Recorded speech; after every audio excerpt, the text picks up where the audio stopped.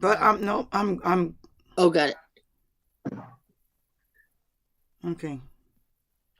Where's my AirPod? Because it takes it, so you should mute yourselves.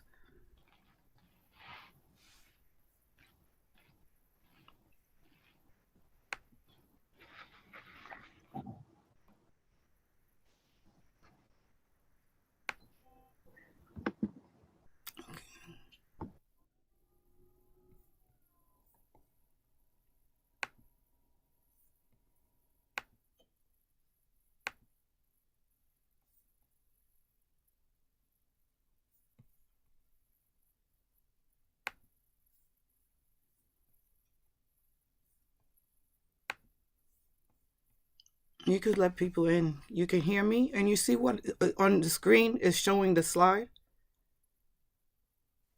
Yes, I can see the slide on the screen. Okay. So you can let people in. After I can't see people after that.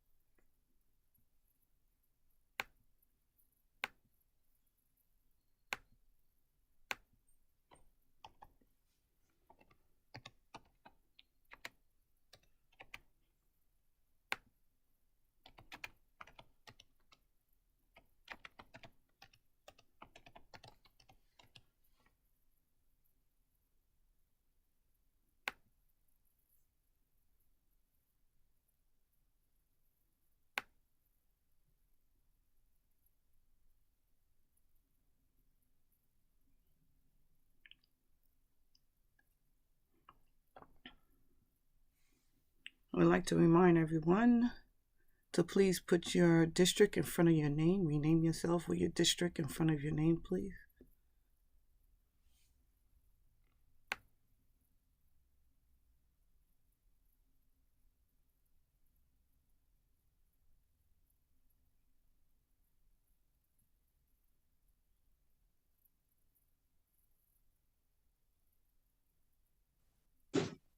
I'm not sure who's Bay Ridge homeowners. No, you could talk to them. Yes. All right. So that means people are sharing the link, or they're not renaming themselves.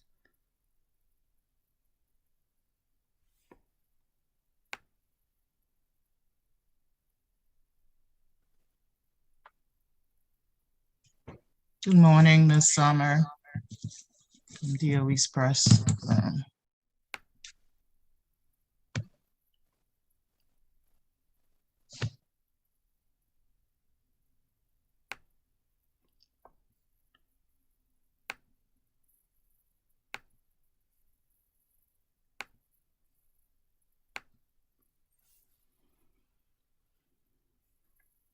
We have 2 more minutes, and we'll start exactly around 9:30. Good morning, everyone.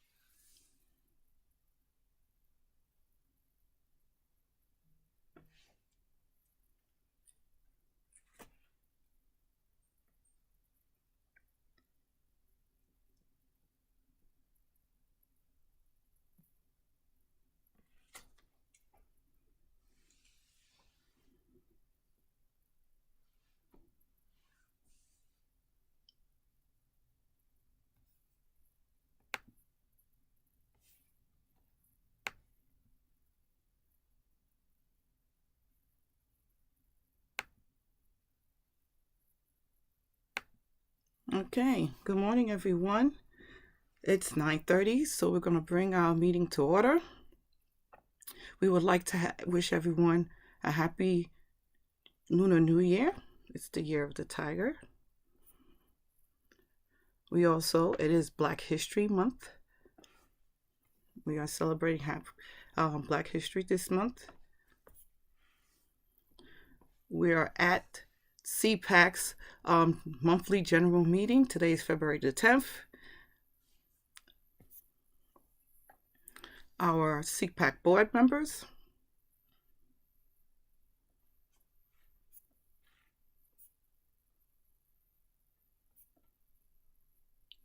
And we arrived to our CPAC meeting procedures and standing rules. And at this time, Ms. Plaisir, our parliamentarian, will read the CPAC meeting procedures and standing rules.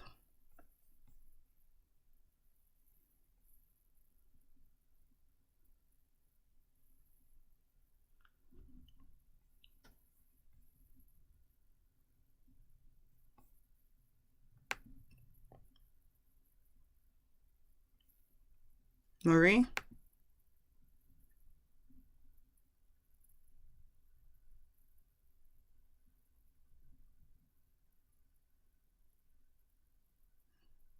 Is Marie still on? Yeah, maybe she's muted. She's logged in twice, but unmute her.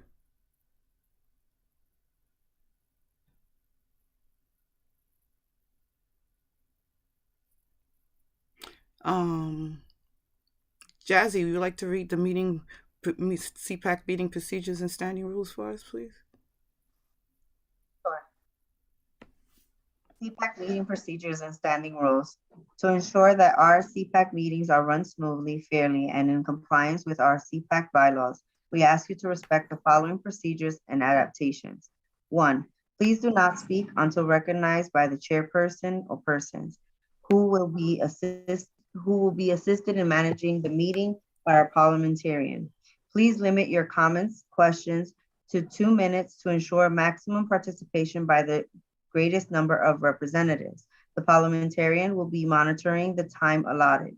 Remember that the order of speakers per our bylaws is A, executive board, B, voting members, C, non-voting members.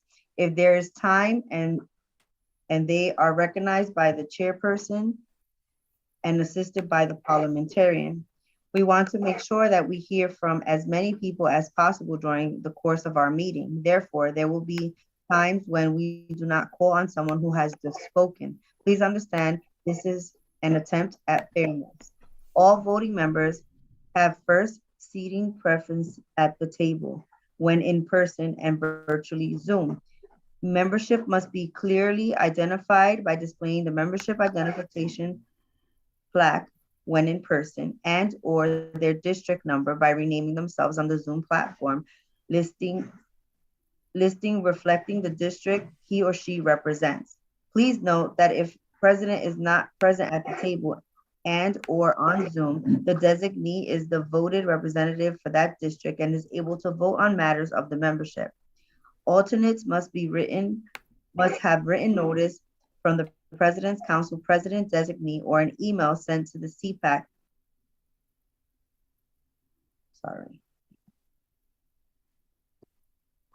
At info.cpacnyc@gmail.com, indicating they can speak and vote on behalf of their district.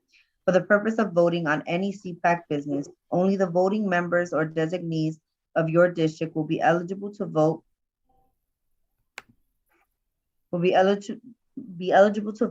shall be seated at the table and/or virtually on Zoom. For additional information on meeting rules and procedures, please refer to CPAC's bylaws, which is available upon request, or a copy is available on the website at www.cpacnyc.com.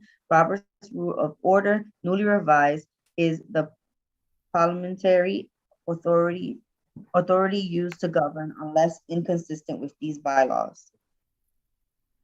Thank you, Jazzy. Marie, try to unmute yourself now. Good morning. Hi, now we're clear. Oh my goodness. My apologies.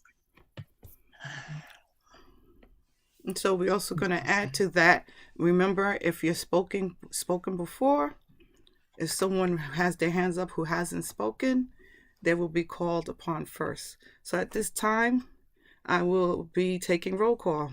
So I'm going to start with District 1.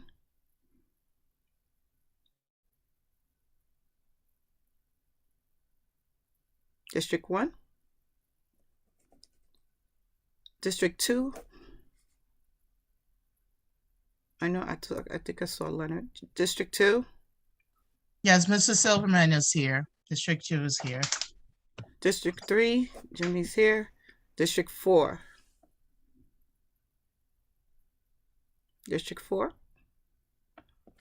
District 5.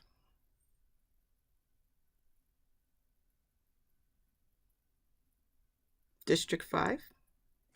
District 6. District 7. District 8.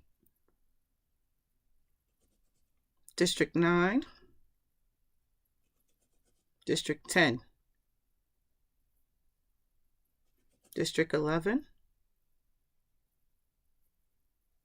District 12. District 13. District 14. District 15. District 16. I see District 8 is on now. District 17.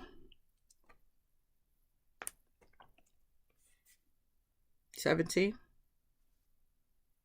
Shirley, District. Shirley, it's a technical issue. It's the unmuting. It's not working. Oh, Jesus. Hold on a second.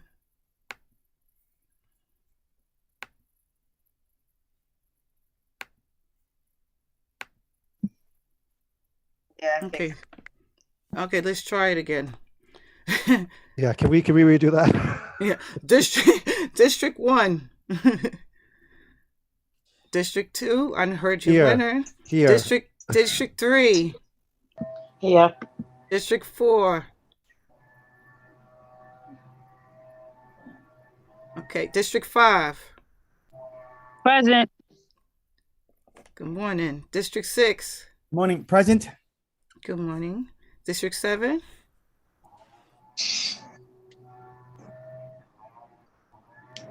Okay, District 8. Good morning, present. Good morning. District 9. District 10. Good morning, present. Good morning. District 11. District 11. District 12. Good morning. Good morning. District 13.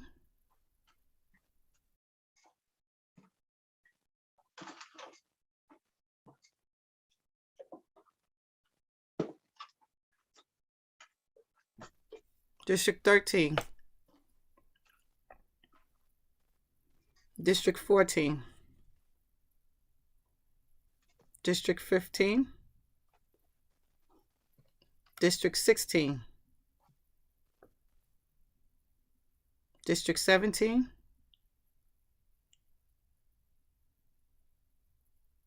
District 18. District 19.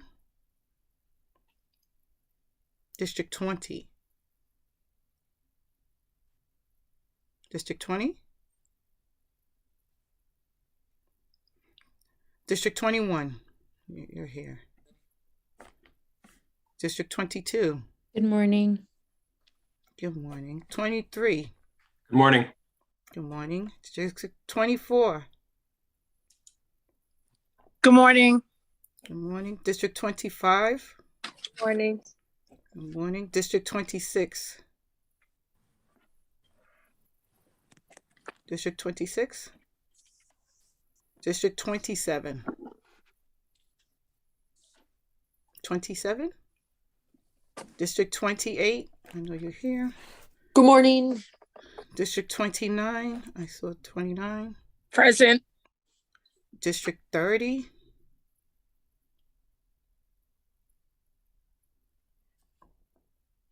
District 30. District 31. District 32. Present. Okay. Brooklyn High Schools. Good morning. Good morning. Bronx High School. Good morning, all. Good morning. Manhattan High School is excused. Queens, well, that's me. I'm here. And Staten Island.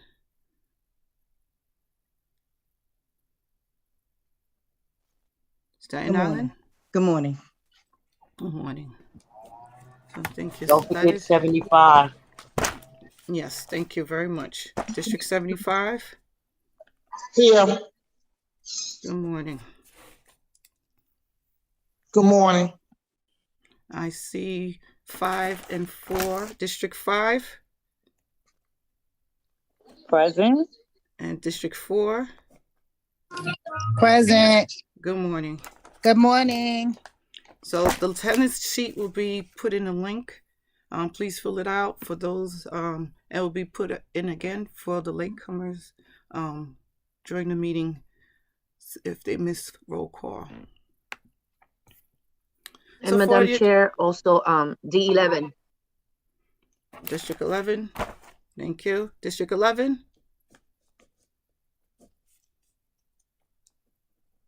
Good morning again. Good morning. All right. So for the agenda today, after we're doing CPAC business and updates, we have our Chancellor at 10. We have Office of Students Enrollment, Sarah Kleinhander. We have Sandra Elric from the Situation Room. We have Face Updates. Then we're going to have the Title I Committee on Practitioners updates. And then we're going to have Post-Pandemic Mental Leadership, Where Are We Now? By Sonia Rueda. Everyone was sent the minutes. There's 2 sets of minutes. We're going to take a few minutes to review.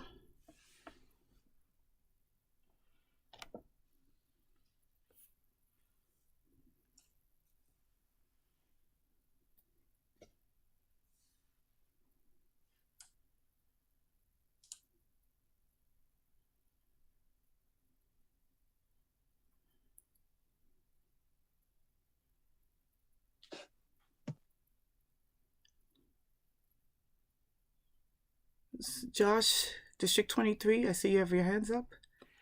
Yes, we had a couple of questions this month about how 57% equals a 2/3 vote of the membership. Leonard raised it and I raised it, and I believe we were waiting on a response from Marie, but I'm not comfortable including the last sentence or second to the last sentence in the notes here if it's not correct. Okay, so we explained it again via email to everyone because it was raised a few times. We also explained it, we talked about it again, our special meeting on January 25th. But Marie can explain it because it's not 2/3 votes. It's 2/3 of members have to be present at the general membership meeting. That's not what Robert's Rules of Order says. Our bylaws says that. Our bylaws supersedes Robert's Rules of Order. Okay, all right, I stand corrected. Marie, would you like to add to that? No, it's absolutely correct. Good morning, everyone. Madam Chair, yes, the bylaws does supersede Robert's Rule of Order. Robert's Rule of Order is simply a parliamentary procedure that is adopted in order to conduct minutes, and also it tells us the manner that business will be conducted. However, the Rule of Order does not supersede what is stated and have been adopted by the membership into the bylaws. So at this time, barring any questions, someone would like to make a motion? I motion that we adopt the minutes. That's District 3. Yes. Can I have a second? Can we raise our hands, please? Jessica, District 28. I second the motion to adopt the minutes. Okay, barring any opposition at this time, anybody opposed that we adopt the minutes? Yes. We have one, so we're going to take a roll call vote.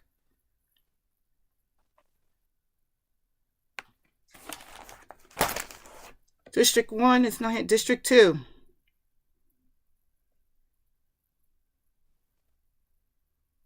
Madam Chair, also for clarity purpose, it's also not necessary once the minutes have been motioned and also has been seconded, unless there are any corrections, minutes are adopted. So it's not necessary for a roll call. So thank you very much, Marie. So the minutes are adopted. Here's the second set of minutes for my January 25th meeting, our special meeting, where it was held to make a bylaws amendment, including the live stream coordinator and amending the eligibility and qualifications of the parliamentarian.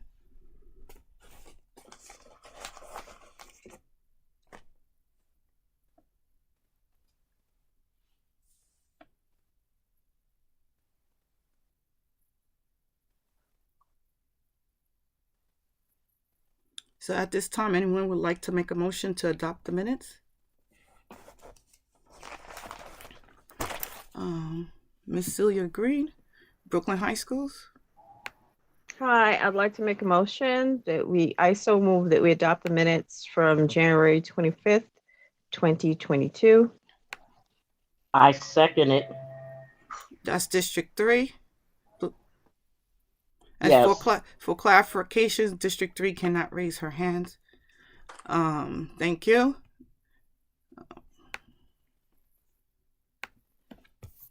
So the next, let's go back.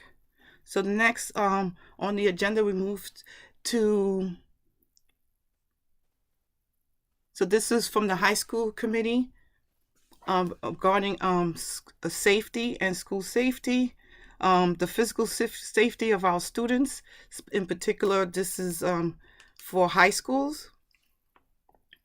Take a minute to review the document, which was sent prior to the meeting. And if you have any questions.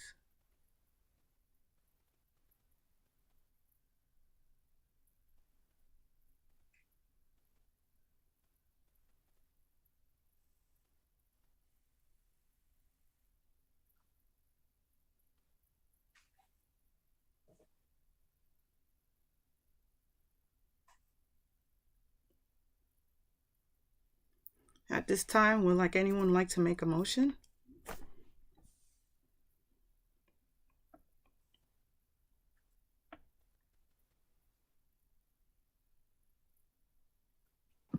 I motion to accept the letter. Thank you, Jimmy. Anyone seconds? Brooklyn High Schools? I will second that motion. Thank you. Anyone opposed of us approving the high school letter in regards to safety of our students? Okay, so the letter has been approved. The next set of letters is the remote learning platform, the proposal for a remote learning platform, which indicates the need, what it should look like, how should it be implemented. Take a few minutes to review this.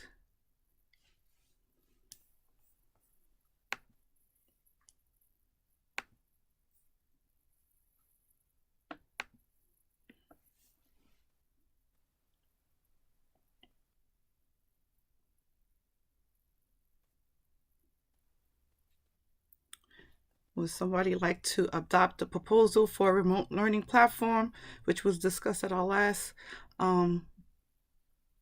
general monthly meeting with the Chancellor? Lourdes, you have your hands up? Yes, I move approve of the letter. Thank you. And Brooklyn High Schools, you have your hands up? I second that motion. Thank you.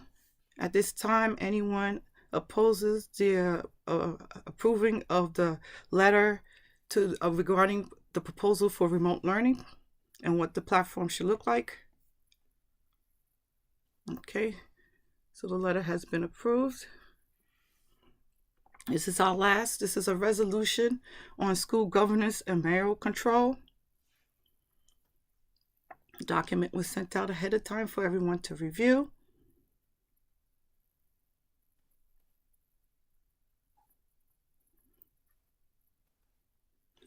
Hold on, Lourdes, you have your hands up? Thank you. I move to the resolution of school governance and mayoral control. Ben, you I have your hands second up? it. Okay, Oh, thank you, sorry. Jimmy. Ben, you has your hand up? I second that motion. All right, thank you, Ben. Thank you, Jimmy. Anyone opposed in adopting this resolution on school governance and mayoral control? Okay. So I'd like to abstain. Yeah, you could abstain, Leonard. Thank you. So for the record, Leonard abstained.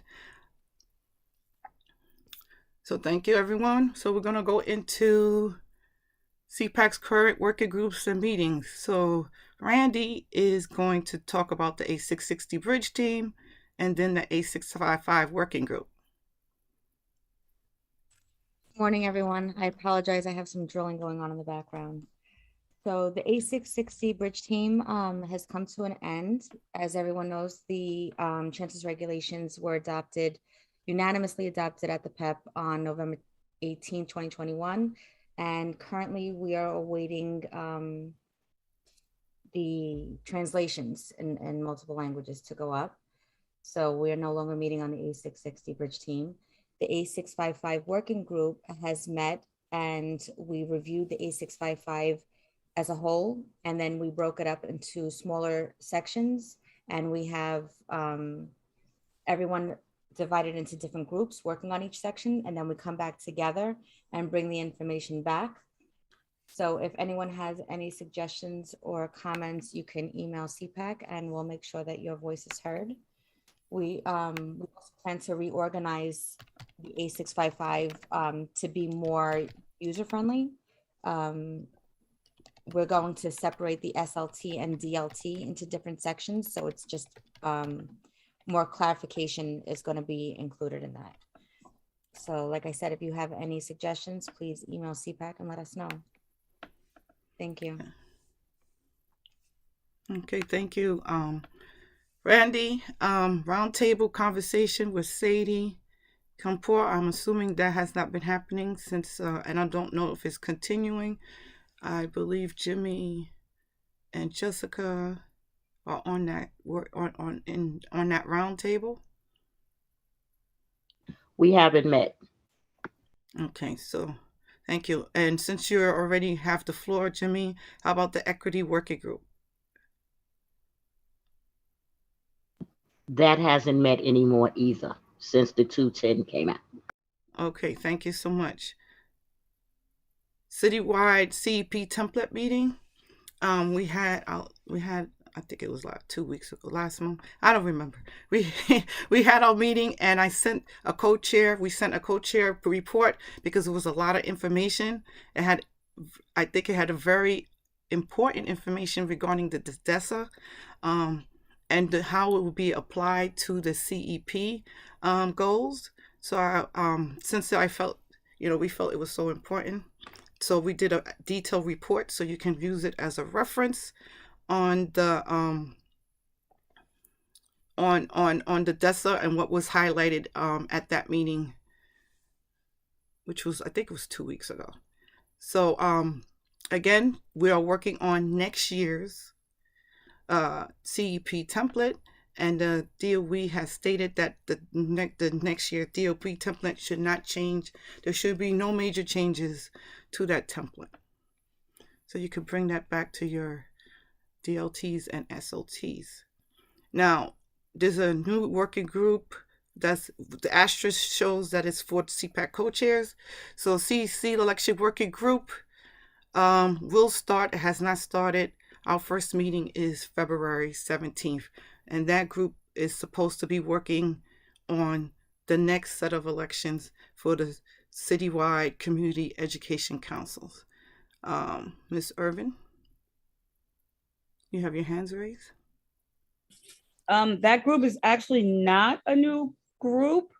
It's been in existence actually for 3 cycles or 4 cycles. I'm sorry. No, we understand that. Marco was on it previously, but Marco is actually still on it. They added the 2 co-chairs from the CPAC. Rashida is on it as well. It's now about 45 people. Yes, I understand. I'm on it as well. I was the co-chair with Adrian back when we did the quote unquote bylaws that Carranza never enacted.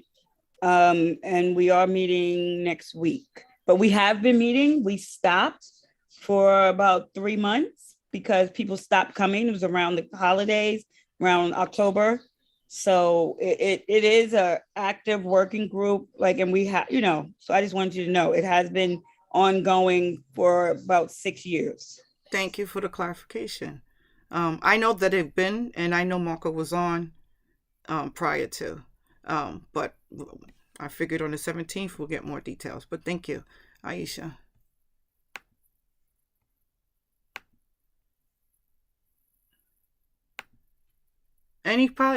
Before I continue, anyone has other questions regarding so initially, the A660 bridge team it's really not anymore.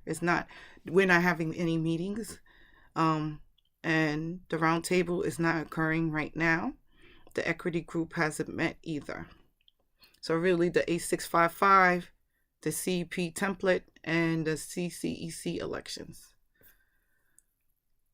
So the monthly questionnaires, every month we send the questionnaire to know what agenda items or questions you may have, but we also made it a 2-part questionnaire. We added the parent leader clinics. This month's questionnaire asks what time, what days will be feasible, what resources, support, and best practices you would like to see. And once we get more feedback, then those parent leadership clinics that people are asking for or support and training will start. So the website is updated and moved to the new platform, WordPress, on February 3rd. So if you haven't noticed, you can go check it out. Special Education Committee is supposed to start this month. I'm awaiting the date for February. Then proposed bylaws changes were approved for January 25th, as we saw on the minutes. We'll have a live stream coordinator and amendments to the parliamentarian. The live stream coordinator, a form will be created, so in order so it can be shared with your constituents, so people can apply if they are interested, and qualifications will be listed on there as well on that form. Okay, I'll add this. I'm going to stop sharing. I'm sorry, Lourdes, you have your hands up? Yes, Madam Chair, can you go back one, the previous one, couple of slides back? The one before the CPAC updates. It's the letter. It's the resolution. No, the one before that, no. Where you had the, there, that's it. So the roundtable conversations with, can you go back? So the roundtable conversations with Sadie Campomore in the equity working group, they used to be done with Sadie most of the time. So being that there's a new administration, I mean, it will be a good idea to ask if this is going to continue and when would it start, you know, taking place and so on and so forth.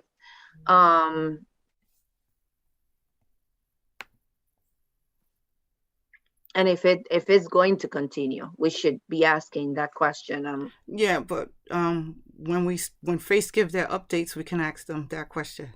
Okay, gotcha. We only could, you know, talk about the attendance of the meetings that are functional. Okay, gotcha. Thank you, Madam Chair. All right. So I'm going to stop sharing at this time. Is the Chancellor is on? Did anybody see the Chancellor? Yes, he's here. Okay. So at this time. Apologies, Chancellor, you just needs a few more minutes. Okay, not a problem. Thank you. I was going to mention that. Yes. Go ahead. Thank you. So at this time, since Lourdes, you raised the question, and I do believe I saw Dr. Melendez. Is Dr. Melendez on here?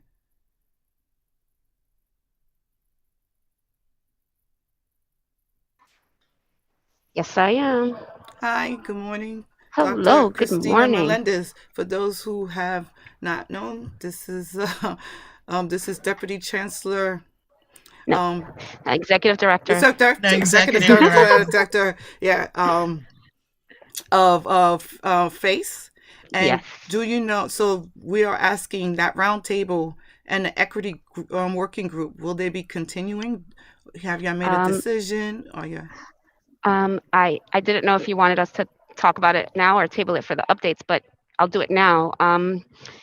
The equity working groups, we've sort of solidified, and folks should be getting an invitation to that very soon.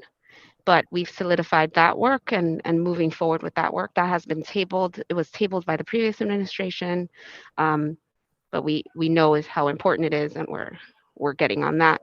The roundtable conversations, we are sort of in the exploratory stages of what was happening before. I'm reading up on sort of what the meetings were about, how it was like. Looking forward to being in communication in your executive board meeting, just to help me understand some of the needs for that and some of the expectations around that, and sharing some ideas that we have about what the roundtable could be or should be.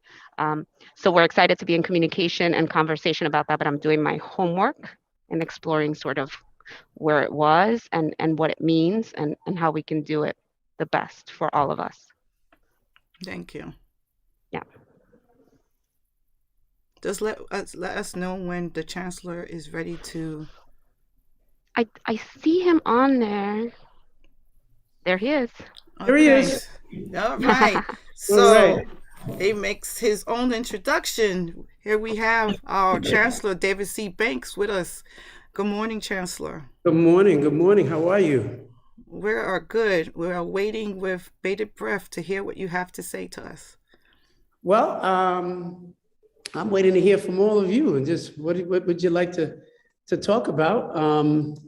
As you may have heard, just some of the vision of, I think, where we're trying to go, what I'd like to do in the system is been predicated on a lot of what I've heard from parents and teachers and students. I've visited more than a dozen schools since I've been here. In fact, as soon as I'm finished, I'm heading to a CTE school in Williamsburg to see the good work that they are doing out there. So it's been exciting. It's been a really amazing. You know, I think one of the biggest things I will tell you is that one of the pillars that I want to drive is to scale, sustain, and restore what works. Now, every time you get a new mayor, you get a new chancellor, a lot of times they start their own, they want to have their own thing. There are a lot of amazing things that are already happening in our schools that we just don't do a good enough job of telling people about. And the public doesn't have enough trust in us because they don't know. If you're fortunate enough to go to have your child in a particular school and you know about how amazing that school is, that's great. I want to create a system where everybody gets to learn from what everybody else is doing. For far too long, the system has been set up almost for winners and losers. And those of us, that if you're lucky to have your child go to a certain school, it's great. And then there's the school around the corner that is floundering. And we just tell those schools, work harder, get better. And I don't think it's the case of that at all. I think it's a case of helping people to get better. And one of the best ways that you can do that is by exposing them to what their colleagues are already doing in amazing ways. I'm telling you, I've seen some really great stuff across the system. And so what I'm trying to create here is a way for the New York City Public Schools to be, and what I would consider the Chancellor's office, an ecosystem of support to help our schools to get better.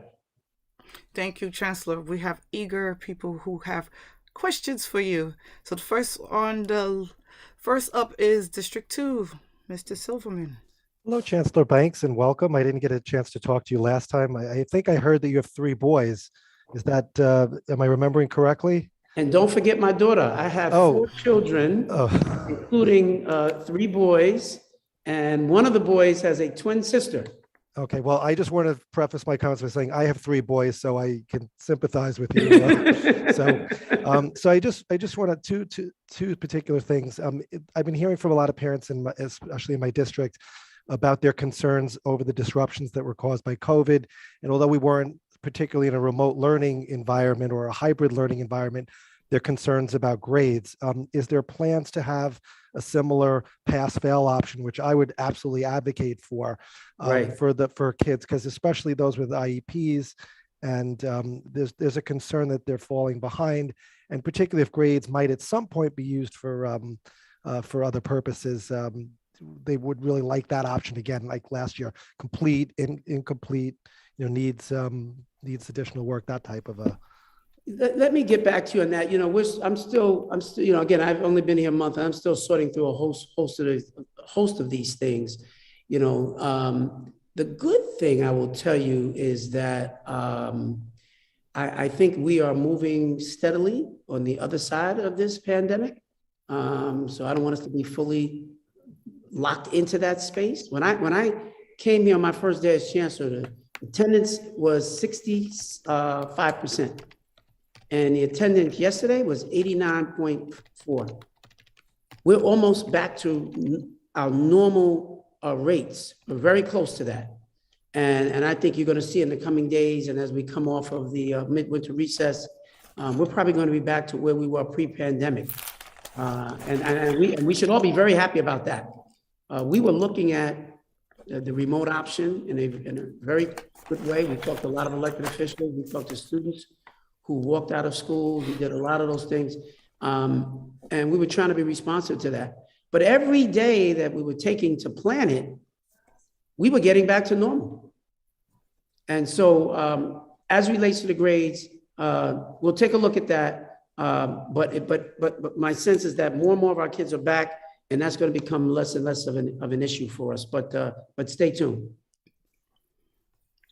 Thank you. So next we have District 11, Miriam.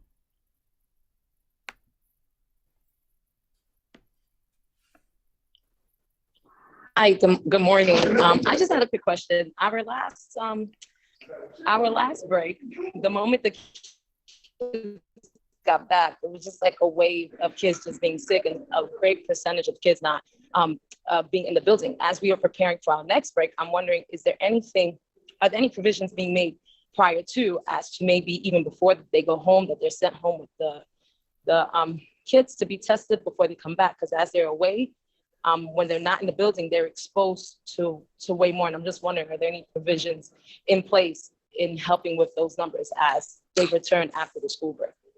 You know what, it's a good question. I don't think there's not been any real conversation about that so much.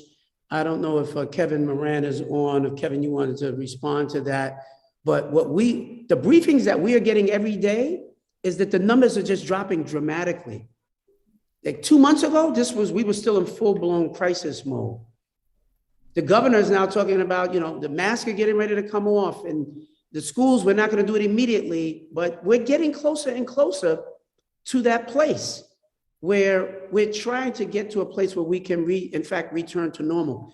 The infection rates in schools are lower than any place else.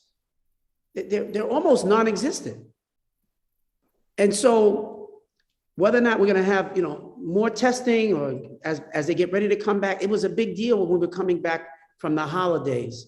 But all of the data is showing us that every single day, the numbers are dropping steadily. That's why you're seeing the governor making the announcements that they're making. In the state of New Jersey, they just told everybody, take your mask off, it's done, it's a wrap. It's not quite that, we're not quite there just yet, but we're getting closer and closer to being in a much better place. Now, that doesn't mean there's not gonna be another variant that's on the rise that comes again at some point. But this Omicron variant, I think we're all, fingers crossed, we're feeling much better. And I'll have to touch base with the mayor's office around whether or not, there's a need to continue to do, even an additional level of testing as the kids come back off of the holiday break, but we'll see. And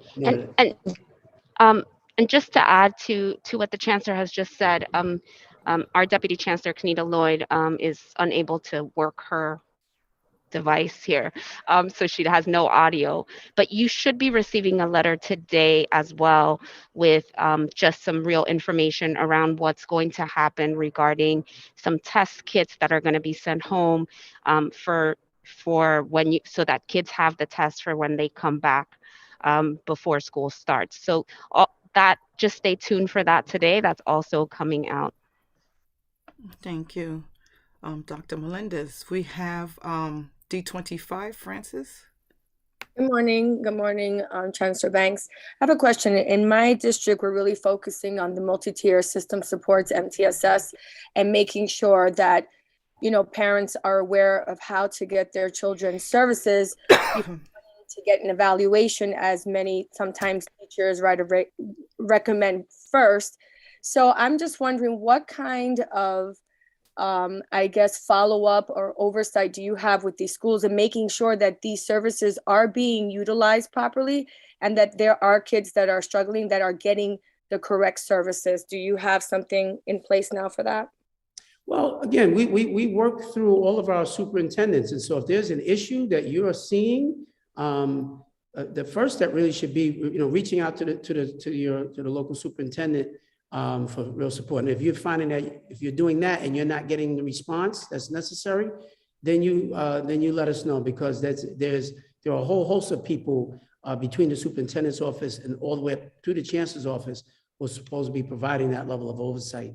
But again, it works better for me if you can tell me or share with us, even offline, very specific issues that you are seeing where it's not working.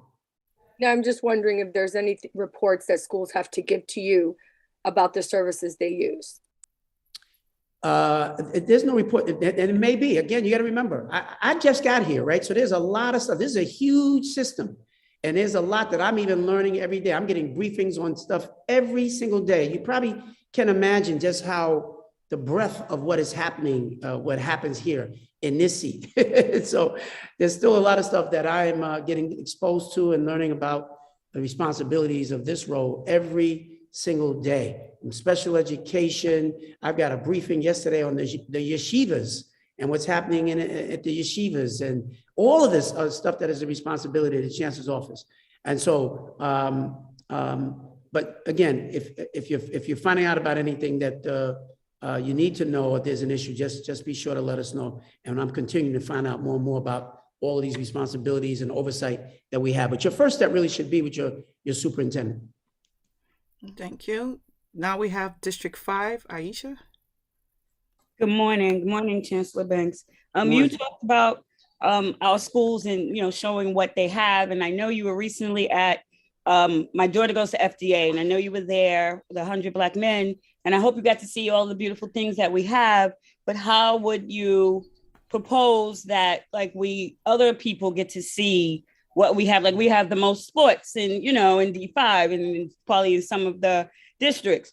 My son goes to TCCS, which is a great, small, diverse school. But how do you look at, we already have brochures and websites and stuff like that. And since TCCS opened, it's 11 years old now, I've been bragging about it.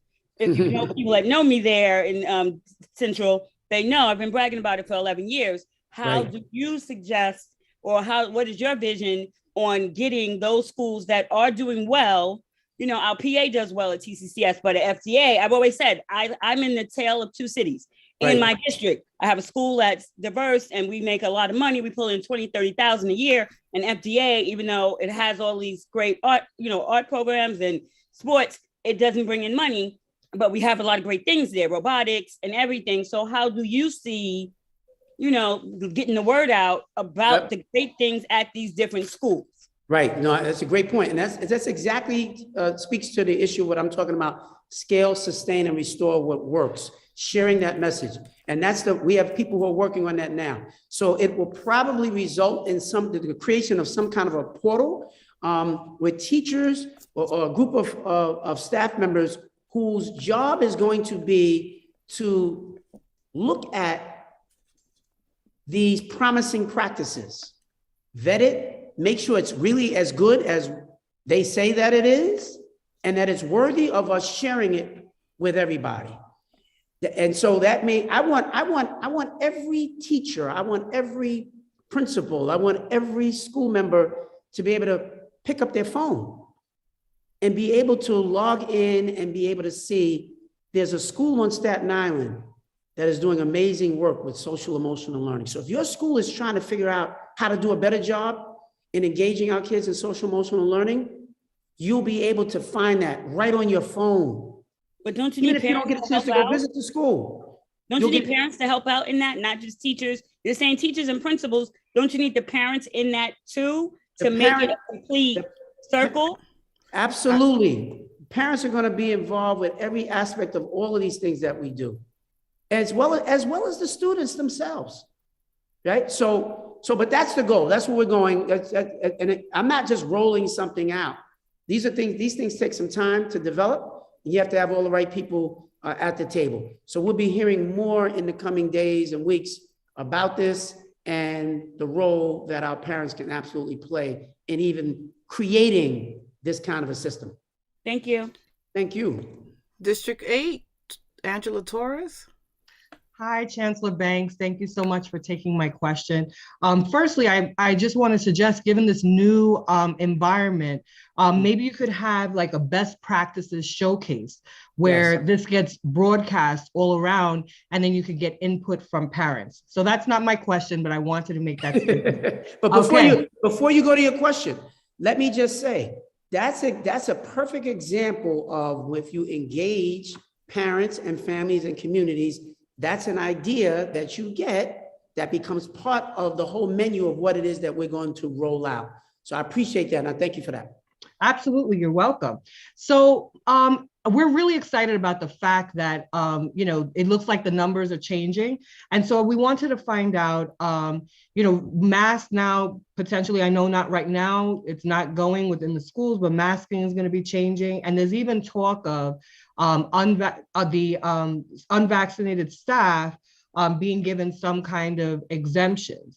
I don't know if that's true or not. You can elaborate. But we want to find out, what about exemptions for parent leaders? Parent leaders have not been able to go into the buildings if they are unvaccinated.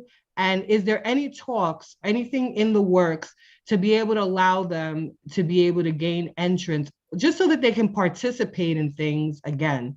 Is that something that's being worked on? Thank you. It's interesting you said it. Yeah, that hasn't really come up. But, maybe I'm making a note of it now, right? There are a lot of great parent leaders that for whatever reason did not get vaccinated, but they are passionate about getting back involved in this. And they've been asking us, what can they do? No, I get it. I get it. And we'll have to take a look at that. That's not something that has been, you're the first person I'm hearing even raising this. So I've never even quite thought about it, because we've been so focused on people getting vaccinated and trying to do everything we can to keep our kids safe.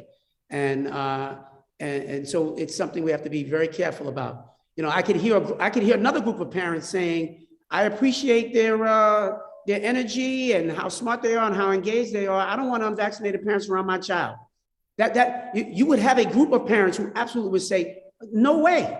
If you want to be unvaccinated and stay at home. I don't need you to be in the school around my child. If you don't mind doing that with your child, that's fine. These are all of the things that we have to always grapple with. A lot of times people say to me, this is what the parents want. There's never one thing that the parents want. Like some parents will say, we love this, and why aren't we doing this? And there's a whole nother group that says, that's the last thing that we want to do. My job is I've got to hear all of it, balance it, take it all into consideration, and then try to figure out the best path forward for all of our children. And up until now, it's just been absolutely, let's stay focused, let's stay masked, keep as socially distanced as we can, get these, we got air purifiers in our classrooms, everything that we can do to try to keep our kids safe. And I think it has worked. It has absolutely worked. And I will tell you, I'm sitting here today a little heartbroken because I had a gentleman, Mo Sanford, 6'5", big guy, played basketball at Boys and Girls High School way back in the day. He worked for me at Eagle Academy when I was still the principal there. And the kids loved him. He was a dean, he was amazing, he was a mentor. And he refused to get vaccinated. He just, based on whatever he read, he said, I'm not doing it. And so many of us pleaded with him for 2 years. Just got married 3 months ago, and he just died last week. And they're laying him to rest this morning. And I'm telling you, I feel that deeply, like deeply. He didn't get hit by a car. He died of COVID. He refused to be vaccinated. But again, we have to all be free to make the decisions that we want to make. But I look at that guy, he's a viable guy. He's somebody that still has so much to offer to help our kids. And now he's laying in a coffin because he refused to get vaccinated. And so our goal here has been to say, everybody needs to be vaccinated. We want everybody. That's why the teachers, everybody, we're trying to do everything we can. And even that is not a perfect solution, but every step that we can make to keep our kids as safe as possible, that's the responsibility that I have as a chancellor. And I'm going to absolutely continue to stick to that. Thank you, Chancellor. So now we have D20. Tamara. Hi, good morning, Chancellor Banks. I have a question, like everybody else. Right now, we're, with the weather, feeling a little bit spring-like. A lot of schools are going to start, talking to their PTAs about air conditioners, right? And we all know that some PTAs have been able to afford to help their schools pay for air conditioners. And I remember last year, the DOE was funding the air conditioners for a lot of the schools that needed it. Well, our school just asked us for $10,000 to do air conditioners, and most PTAs are not making as much money as they normally could because, of COVID and the restrictions and everything like that. Is there a way that the DOE could find another company that's more reasonably priced than the company that we have? Because it's only one company that we're allowed to use, and it's expensive. These air conditioners cost like $2,500. And that's including the screws, the brackets they use. That's not even including the permit that they have to take out for the company to go into the building, to go into the classrooms, to take out the old AC and then put up the new one. It's very expensive. Yeah. And some of these PTAs, they don't have the demographic where they're making the money necessary to make these choices, to make the replacements. No, I understand. I get it.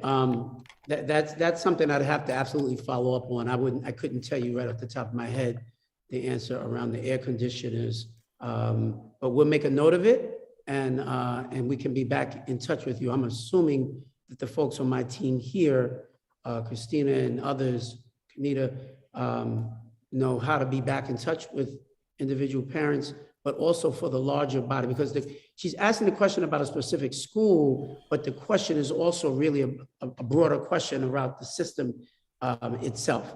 So let's talk about that a little bit more and see what we can do to get back. We're not in air conditioning time yet, but it's coming. You're right, and let's see where some of those issues actually are. So I appreciate the question, and we'll get back to you. Thank you. Now we have District 4, Rashida. Can you hear me? I can. Hi, thank you. Hey, Chancellor Banks. Hey. Thank you for being here. My name is Rashida Brown Harris, and I'm the president for President's Council in District 4, East Harlem, and I'm a proud member of the Healing Center Schools Working Group. I got a couple of questions to ask you, but I know I got 2 minutes, and then whichever one you're able to answer, and we'll try to follow up through email through the CPAC Executive Board. So my parents are asking me to ask you why you all with the mayor wanted to jump at implementing the Vegan Fridays without making efforts to improve the overall quality of the school food first, vegan or not.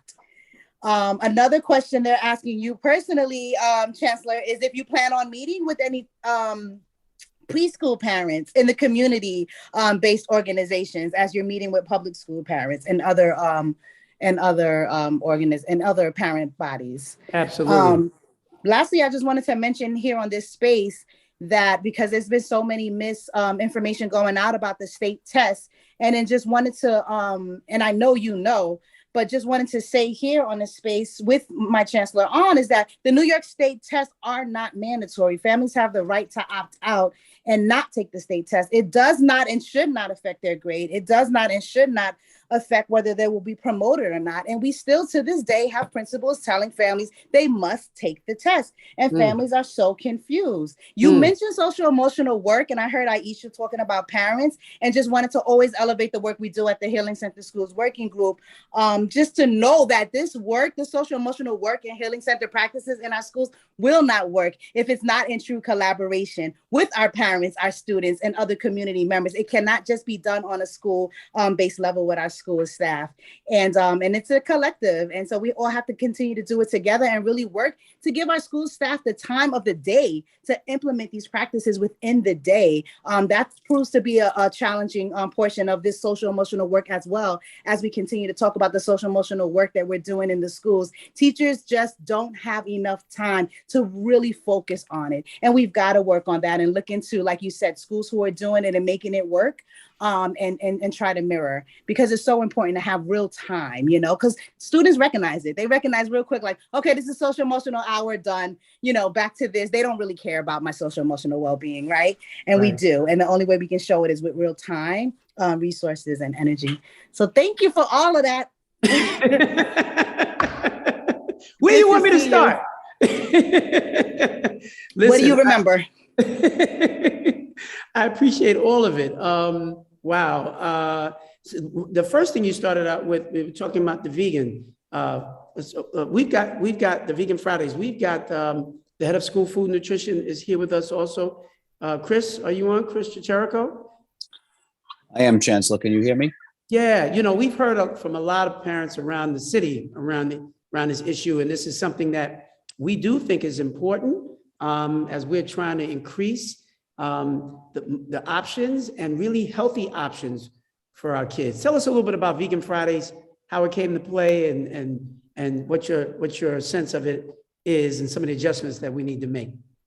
Sure, Chancellor. Thank you very much. And I really appreciate being able to talk about our wonderful program that we have. I will touch upon both points, starting with the vegan conversation. We went meatless in 2019 on Mondays, where we were providing a lot of options that were obviously meatless, but did contain Cheese, our low-fat cheese, of course, it was our main supplier of protein to really make us meet the requirements across the week. As we were during the pandemic, there was a request, especially with conversations happening with then Borough President Adams, about adding additional meatless days to the menu. So we added another meatless day, which was Friday. In talks since the beginning of this administration and the beginning of this year, we were really thinking about ways to provide another meatless day without relying on cheese. So we ventured into the vegan Fridays. Of course, all of our recipes, and I know a lot of people don't know this, and we're trying to get this word out more, are all approved by children. We test all of our recipes in schools, also at the Vernon Test Kitchen, to make sure students actually approve all of our products. As a student from the public school system, as a resident my entire life, as a person that has been working for the Department of Education, it has always been a priority for us to really improve the menu and make the menu healthier, just like the Chancellor is saying. It's really important that folks all understand in the past couple of years, we have made significant changes to improve our menu. One, all of our bread is 51% whole grain or more. We all have low-fat cheese. We are lowering sodium in all of our products. We are lowering the added sugar in all of our products.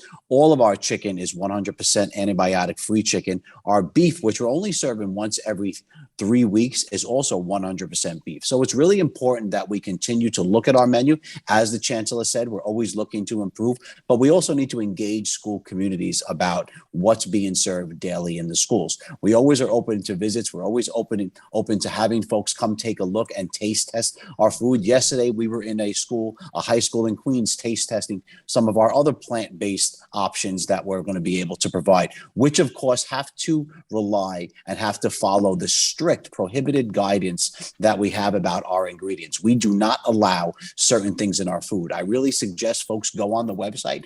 I can have my team come out and present to the district, or even more than just districts, to be able to explain what we're doing and why we're doing it. We're always open to feedback, and taking the Chancellor's comments at the beginning of this is a rollout. It's a phased in rollout. We do have non-vegan options still available on Friday. One of my favorites, the bean and cheese burrito, also a grilled cheese, and one of my all-time favorites from being a 4-year-old at PS 18 in Queens, the peanut butter and jelly sandwich. So we're going to always take the feedback and always want to get more and more into schools and districts, and of course, parent and student engagement. Our largest portion here of student engagement is the student taste testing, but we're always open to additional things. Chancellor, I hope that answered the question. I think it did, absolutely, and I appreciate that, and I would encourage all of you on the CPAC to take them up on it. Get out there and do some taste testing yourselves, and you can help to give us some guidance for going forward as well. There were a lot of other questions that Rashida Brown Harris had. I'm sorry I couldn't get to all of them, but I welcome the opportunity to continue to do the follow-up with you. They only had me scheduled until 10:30. I'm now got to run out of here to get over to Williamsburg to a school that's waiting for me to get there. But it was my pleasure to be here with all of you, and I'm looking forward to our next get together. Okay. Okay, Chancellor, before you leave, yes, there's one point. So last month we discussed the remote learning option, right. and today we approve the letter. CPAC membership approve it, so your office and yourself will receive that letter today on our suggestions on the remote learning platform. Okay, I look forward to looking at it. Thank you for joining us. I appreciate you all. Thank you. Thank you. Thank you. Be safe out there. So at this time, it is 10:33. We are now from the Office of Student Enrollment. We have Sarah Kleinhender. Hi, good morning, everybody. Can you hear me? Yes, we can. Okay, I also have my colleague Jessica Sheen here with me as well, and we do have a very brief deck to share with you. So I'm not sure who. I think someone is sharing it from the FACE team. Or do we have access to share our screen? Okay, yes, you're being made co-host, Alexis. Okay, great. Okay, hold on. Thank you. Thank you for having us this morning.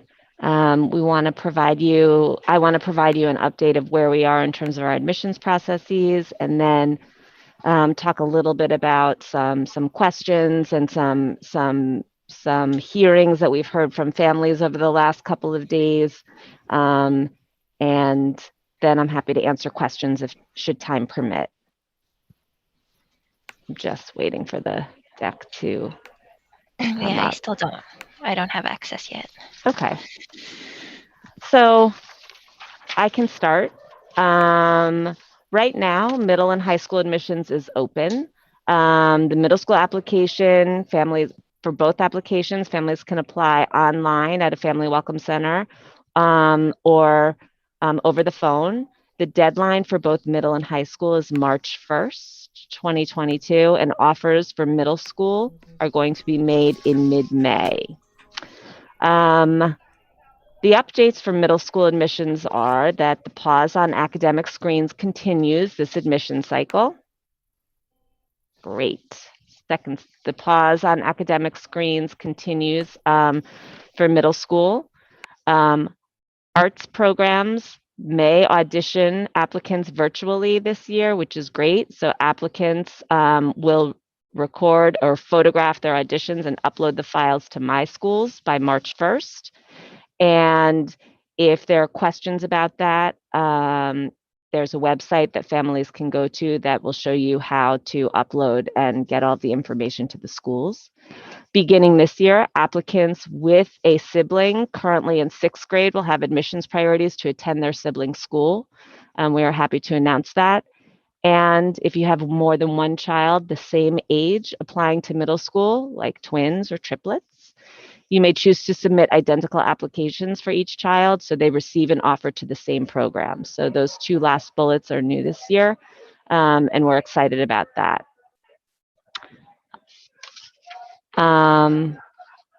For high school admissions, like I said earlier, the high school application is currently open and families can apply online or at a family welcome center through their current school.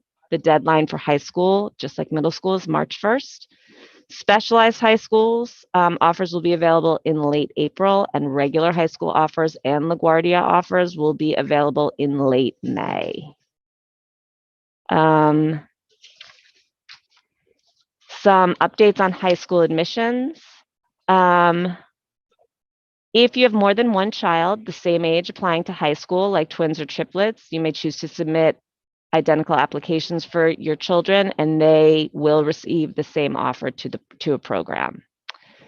25 high schools offer audition programs. They all, including LaGuardia, use the same common audition components for each discipline. Virtual auditions can be submitted in My Schools. For academically screened programs, students' best grades in the 4 subjects, English, Math, Social Studies, and Science, will be used from the final grades and or from 8th grade marking period from the final 7th grade and from the 8th grade marking period grades. The best grades are assigned points and average to place students in one of 4 groups based on their grade point average. Students from group 1 are considered for offers before students from group 2, and so on. So if there are more applicants within a group than seats available, there's a random selection will be used. There are 20 academically screened schools that historically administered a school-based assessment, like an essay or an interview. These schools will continue to do so. And school-based assessments are evaluated at the school level. And of course, there's more information about screening at the website you see below. So that's all for the deck, but just so I can take questions now, if that would be helpful. Give me 1 second. Sure. So we have Veronica Clark, District 17. She has her hands up. And Veronica, when you get a chance, please rename yourself and put your district in front of your name. Thank you.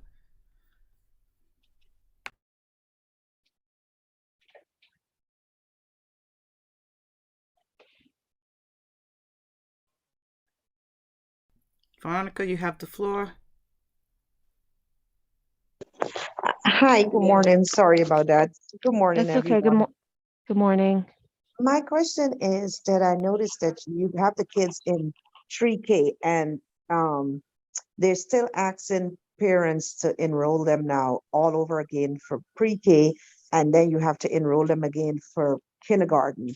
Why is it that as long the parents just decide to stay, to waiver that enrollment all over again? Because therefore we enroll in the same kid 3 times.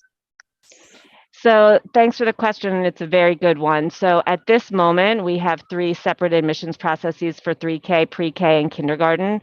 You raise a good point, and it's a point that we actually have been thinking about and talking about, and we'd love to talk to you and other parents about it, creating sort of a continuous journey for our students. So if they're in one place, they can stay through kindergarten if it allows. That is something that we are looking into, and we'd love to have feedback from families and other stakeholders around this. So it's definitely something that is on the table, and we would like to continue talking about.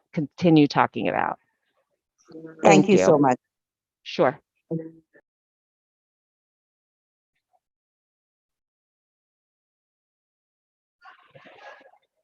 After Veronica, we have District 25, Francis Gonzalez, then followed by D28, Jessica Zillow. I have a question. You said that now they added that feature about sibling priority, which is great for middle schools. It helps a lot of parents out. As far as traveling, does that also include audition schools? Yes. Okay, thank you. Jessica, you have the floor, District 28. Sure. So thank you very much for the presentation. It was very helpful. Just some feedback in regards to the application process. It's a little confusing that there's multiple, that you have to have multiple access points to access your child's data, let's say. And just having a link to the school reports for each school would be very helpful, because you sometimes want to look at the demographics and the budget, let's say. And so sometimes it's definitely a little hard. I also wish I could just have a physical book, because looking online and toggling back and forth is very difficult. That's actually very helpful feedback as we start to plan for the following year. I appreciate that. Okay, good morning. Okay, District 22, Sabina, you have your hands up. Good morning. Can you clarify about the twins for middle school? They both have to apply to the same program, meaning like, let's say they want to do dance, both have to do dance? Is that what I'm understanding? Or is it just that they could both apply to the same school? Both apply to the same. Oh, they could both apply to the Jessica, same. go ahead. Yeah, you have to list, so, of your 12 choices on your application, both students have to have the exact same 12 choices in the exact same order, and then we can place the 2 students together. Perfect, because it wasn't so clear on whether they have to both be doing dance, just as an example. Thank you. Thank you. Okay, I don't see other hands up, but I know that there are a lot of parents are questioning the high school admissions, the new screening process, and the tier 1, tier 2, tier 3 and 4, and the lottery process. Could you please explain that process and that screening process and what it entails? Sure. So thanks for asking that. So let me say first and foremost that we're committed to expanding opportunities for all kids, and we had a tight timeline to get information out to families as well as the application up. This year, this is an interim step, right? So the way we are doing high school admissions this year preserves academic standards at screened high schools while providing more access to those schools, especially for Black and Latinx students who have been underrepresented. For next year's process, I just want to say it here that we are committed to engaging with this group, with other families, with advocates and community leaders to think about what high school admissions should look like. So for this year, we are using the highest course grades from across final 7th grade grades and marking period 8th grade grades. So math, science, English, and social studies, wherever your highest grade is, whether that's from 7th grade final grades or first semester 8th grade, we're going to use that. We actually heard very clearly from families that that 8th grade grades wasn't enough, so we added in the 7th grade, the final 7th grade grades too. So that's number one.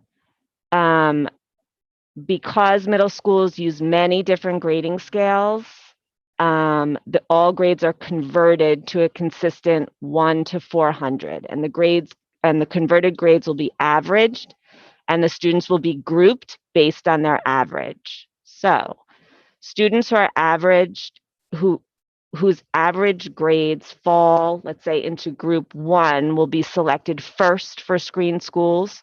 The criteria for group 1 expands opportunities for accelerated learning this year, particularly for high achieving, like I said, Black and Latinx students who have been underrepresented.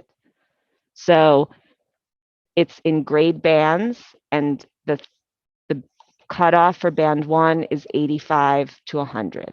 So if your average is between an 85 and 100, you fall into bucket 1, and then it goes down from there. I don't know if that is helpful. And I just put in the chat the link to the website where we explain all of this, and you can see the charts and the conversions and how we average the points and what group you fall into. Thank you, Jessica. Thank you, Sarah. Any last call for questions before we let our guest speakers? And we are happy to come back. You know, you'll be back. Yes. There'll be more questions. Yes. Okay, so thank you very much for attending our meeting and speaking to us this morning. We really, really appreciate it. Thank you very much. You're welcome. So next up, we have Sandra Elric from the Situation Room. Good morning, Miss Elric. Good morning, everyone. Thank you for inviting me. I do not have a deck, and I'm going to I invited Tracy Agerton, who is my colleague from the Department of Health, to join us, but I'm not sure that Tracy is here yet because I told her 11 o'clock. So let me just kind of call her into this. And then I'll be right with you. Sure, thank you. Because she is really an important person in terms of answering the kinds of questions that I'm hearing from families and from schools about the health protocols and how that informs the work in the Situation Room. Okay. So, which is very important. So while you do that, we're going to ask the FACE updates. So FACE to do their updates in the meanwhile until she join our meeting. Thank you.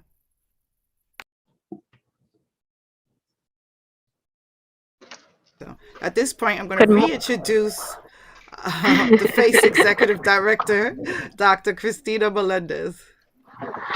Good morning, everyone. As Shirley just mentioned, I am the new executive director of FACE. My name is Dr. Christina Melendez. I've had the privilege of meeting with the executive board and saying hello to them a couple of times, I think twice now, but I have not been able to attend this monthly meeting. I am very excited to be here. So happy to be in community with you all. I think some updates, the one I think I already mentioned, the roundtable, we're thinking about it and thinking through it. I'm going to put my email on the chat. If there are folks that were members of that roundtable that would want to speak with me directly, I would love for that support in helping me understand how that worked. Everyone has their own thoughts about how that works, is what I understand. So I just want to hear from everyone that was there. That's number one. Number two, I want to say a little bit about myself. I am an educator by trade. I have been a teacher in a classroom focused on L students. I have taught or been a school leader in every single division, elementary, middle, and high school. That's a very rare thing for educators. We usually go into one space and then just stay there and persist. I kind of have the keen ability or the special, I've been gifted the special opportunity to know what it's like to start in elementary school and graduate in high school, and what does that look like. Despite all of the work I've done at schools and all of the lives I feel like I've impacted in a positive way, I've realized that empowering and supportive parents is really what is going to ensure successful students and a successful school experience. And so I took some time off, did my doctorate, spent all that time researching parenting practices, particularly around Black and Brown children, and came back with this new administration who truly values and understand creating a genuine partnership between parents and schools and so or families and schools. And so I'm just really excited to be here. I know a lot of the ins and out of what you are actually saying or what parents are actually thinking and talking about. And I'm excited to be supportive in creating with CPAC in particular, the advisors to the chancellor, pushing some real policies and some real solutions to the problems that are constantly being brought up by your members. I was speaking with the executive board yesterday, and I said, you know, you are a very important group. Not only are you the advisors of the chancellor, but you have the ears, the ground. You have access to real parents all the time that are telling you the things that are really important. To really make an impact and make the changes that we need for our children in our school system. So that being said, I also want to say that there are a couple more updates that are more technical that precede me that I want you to get the best information about. So Jesse will now take the floor and give you some of those more concrete updates, but happy to answer any questions as they come up. Thank you, Christina, and thank you, members. Always a pleasure to be here. Always a pleasure to see everyone. As Christina mentioned, we met recently with the executive board. Just want to echo Christina's words that you have very strong and dedicated leadership in your executive board, and it's a pleasure to work with all of you and a pleasure to work with your board as representing the issues that you raise here at the Chancellor's Parent Advisory Council. So a few updates from us. So the Chancellor has started his town halls this week. And I wanted just to recognize districts 28 and districts 8 who've had their respective town halls this week. I saw Jessica on the line, and I saw Ludres on the line as well. Both town halls went very well, really well attended, well represented. And obviously that's in large part to the collective leadership at each of those respective councils and in those respective districts. So just wanted just to highlight both districts 28 and 8, and to let the members know, and I'll send, and council members, I'll send this information out so that everyone has it, but I'm just gonna articulate it now, is that we have upcoming town halls. Next week, we will have on the 17th in District 23 with the Chancellor. And once again, I'll be sending this out so that everyone has this list. On March 8th, we'll be in District 2. On March 15th, we'll be in District 7. On March 26th, we'll be, on March 22nd, we'll be in District 26. And on March 30th, we'll be in District 3. April 5th will be District 22. April 27th will be District 5. May 10th will be in District 24. May 11th will be in District 4. And then concluding on May 17th in District 17. So as we know that the Chancellor has town halls in each of our respective districts within a 2-year period. Usually on average, Chancellor has 18 per year. Chancellor Porter had 6 prior to Chancellor Banks' arrival. So we're having an additional 13 for the remainder of the school year. We'll continue them and have Chancellor's town halls in every district before the conclusion of a 2-year term. Also want to let everyone know about upcoming professional developments. So on March 3rd, and we'll be sending out invitations so that everyone has this information, we'll be having a presentation on implicit bias. So we have partnered with the organization Perception Strategies. Perception Strategies is a team of researchers and strategists that are focused on supporting all leaders in developing skills to work on teams and to avoid or to manage blind spots or thinking traps that can get in the way of our work. So we're having a session on March 3rd at 6 p.m. We'll send out the Zoom link so that all of the members can have it and share it. But it's going to be a session on implicit bias and, and just to bring people together from, as we know that our system is a diverse system, and we celebrate that, and we definitely want to create supports and opportunities for us to be able to work through, and be sensitive to issues and be aware of issues. So that's going to happen on March 3rd, followed by the next professional development, which would be on March 7th, which will be our colleagues from the Division of Specialized Instruction, who are presenting on special education services, the process, services and resources for families. So that'll be on March 7th. So every month we try to, we have professional development series that we offer, and upcoming in March will be those two. So we'll definitely send information on those two so that everyone can share that. As Dr. Melendez mentioned, we will be reconvening the initial working group on 210. So an invitation will go out. That working group will be re-invited so that we can follow up on, now that the regulation has passed, on what the next steps would be. So, the former working members or the existing working members of that particular group will be receiving an invite, and we'll continue that work. And lastly, I know that in conversations with the executive board, they had wanted me to raise the issue of parent leaders' emails and private emails. And I just wanted to raise that here. The question was, as we know, there is an opt-in process within NICSA where you opt in to share email addresses with parent leadership structures.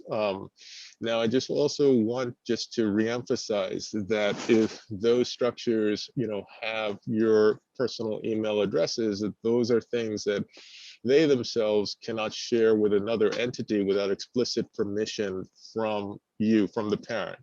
So if I were to say, just to use that as an example, I sign up, I give the Chancellor's Parent Advisory Council access to my email, to have my email address. If, let's say, another entity would come to the Chancellor's Parent Advisory Council and say, hey, can we have your list? That list couldn't be shared because I've given permission just to share it explicitly with the Chancellor's Parent Advisory Council.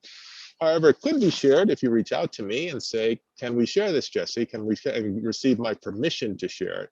Then that would be amenable. But you couldn't share without explicit permission from parent email address. So I wanted to share that. I know that was a question that came up in our conversations and discussions. So I wanted to be able to share that. And with that said, I will take a pause if there are any questions, but those are the immediate updates that we have. Yeah, and could you also discuss the opt-out? Why is not opt-out option? Why it isn't an opt-out? Because I think the reason for that was, I know that historically it was just to be very explicit, just to let people know about what their rights were, in the sense of like just ensuring that it wasn't a situation where just automatically we assumed what your intention was. Like your intention was to that you have to opt out, or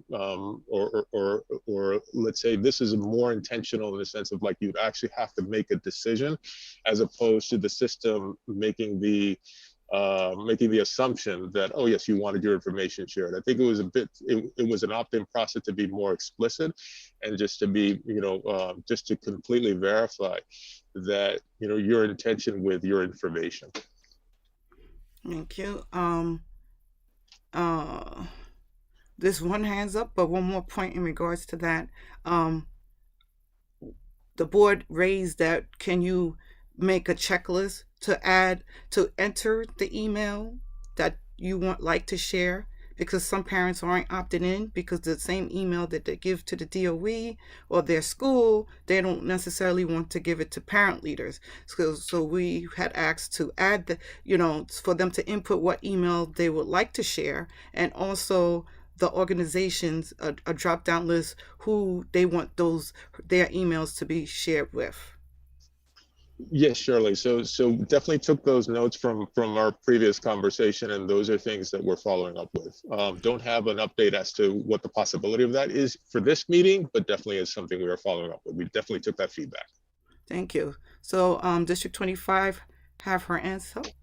Yeah, I want to piggyback what Shirley said. I don't know if there's a way to have a cover letter to kind of tell parents that these are the places that we would like your information to go, and they could at that point fill in the spots, like what email they would like to share with. Because I think it's what PTA struggle with is that we have to include all the parents, but we don't have all the email. And I think that sometimes the parents don't know that we have it and we don't. So I'm wondering if there's, just like the school collects the information, they can also put on the same sheet, would you like your information to also be shared with the PTA? Check here. And if so, what email would you like to use? The same one or different?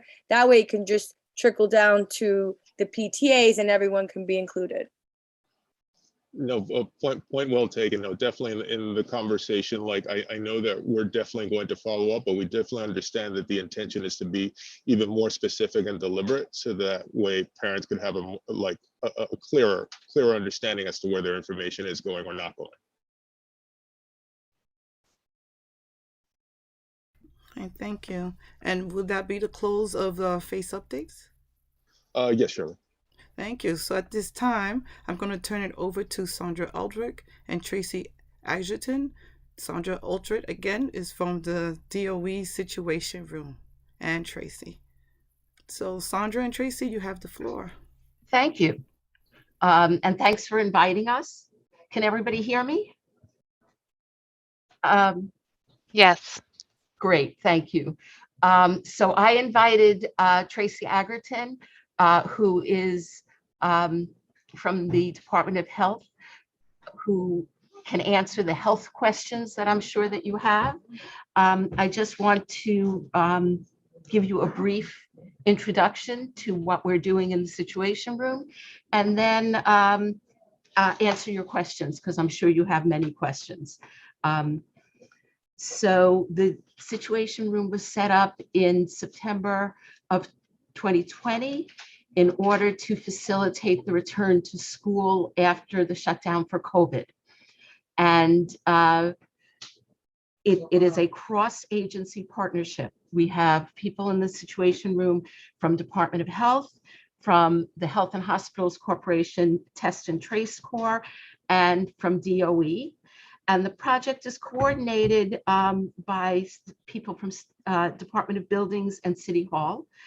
Department of Buildings has kindly housed the Situation Room at 280 Broadway since its very beginning. And we exist to make sure that schools understand the policy and the practice around keeping schools safe and open during the COVID pandemic. As I'm sure you know, policies change rapidly, processes change rapidly, and we really exist to advise schools in real time how to handle cases of COVID in their school. So we recently had a major policy change. We're now doing a test to stay for most students, for all the students in K-12 classes, when they have been exposed to a case of COVID in their classroom. The latest policy update is the change in isolation period, that it is now 5 days as opposed to the 10 days it's been for the last 17 months of the pandemic.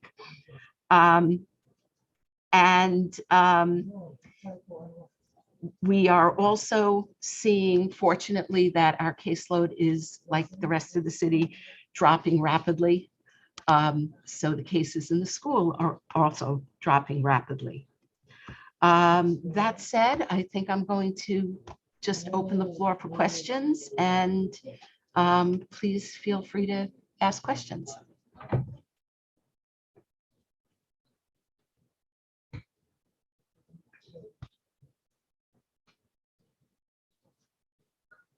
I see a hand up, Francis Gonzalez from District 25. You have a question? Can I go, Shirley?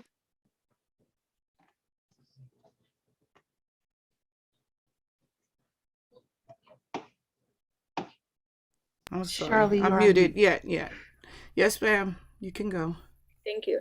I just have a question. I'm a little confused. I understand the whole tracing of the mornings when we have to do the screeners, but sometimes, on the paper, there's no names on it. So even if someone were to look through the papers and then notice that someone wasn't supposed to enter the school, you wouldn't even know how to track the person. I just feel that I would think that if the parents are sending the kids to school, it's because everything on that checklist is, but I don't see how the parents filling out the screeners, because let's face it, they're going to want their kid to go to school. They're going to answer the questions to be cleared. So I don't understand what that really does, those papers. So the health screener serves two functions. One of them is to be a daily reminder of what students and families need to look for in terms of being able to enter school. Like all of our policies, it changes rapidly. So by running through the screener questions every day, parents know that they have the most up-to-date information about who can and who cannot come into the school building. And it is a check of responsibility to fill it out. We absolutely assume good faith when people are filling out the screener, and we do not, and schools should not keep copies of the screener. The screener should be looked at when the student comes to school and shredded as soon as possible. We don't retain, nor should schools retain copies of the screener. Yeah, I'll just add, this is Tracy. Hi, everyone. I'm actually the Assistant Commissioner for the Office of School Health. So I've just been working really closely with DOE on a lot of the policies and making sure that they align with all the recommendations from the state health department, CDC, and the local and our health department. So I think just to reiterate what Sandra says, I think it basically serves as a self-attestation that, people can come into the building and that they are not, currently at risk for infection. And I think the big thing is that, as Sandra said, it's really a reminder for everyone about what the policies are. And I think that it's just reiterating it. I mean, whether it will live through for the next school year or not, I think, is a question, but I think that for right now, it's really how we can get the messages to parents and students as best as possible on a daily basis. I mean, we fill out those screeners too to come into work, just so you know.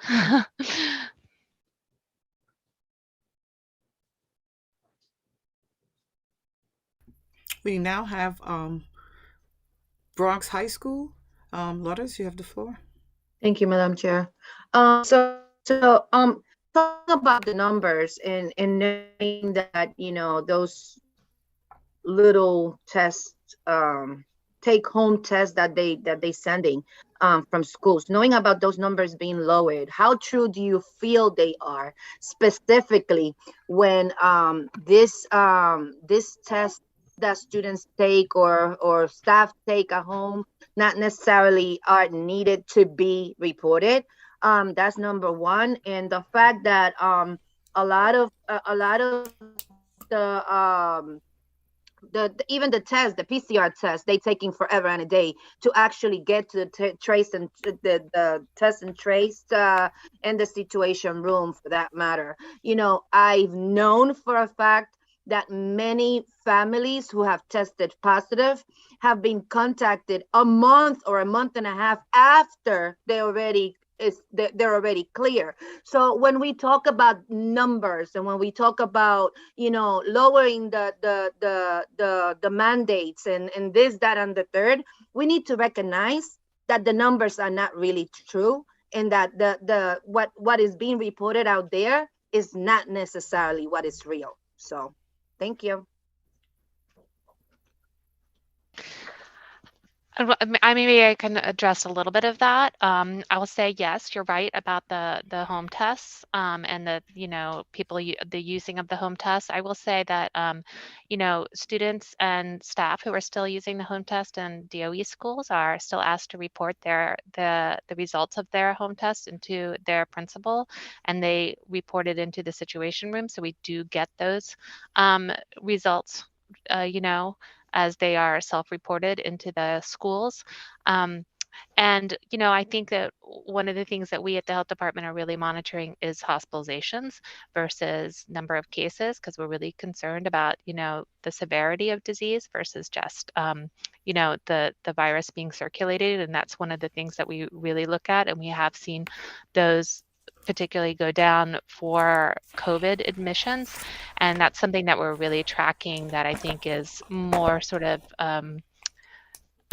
indicative of, you know, what's happening in our community. And I really encourage you guys to look at that data on it. You can look at it on a daily basis, and we update it constantly on a daily basis. But the hospitalization data is something I think is really, you know, telling about what's happening in the community. And you know, the number of hospitalizations have gone way down, and they were actually less during Omicron than they were in COVID as far as the proportion.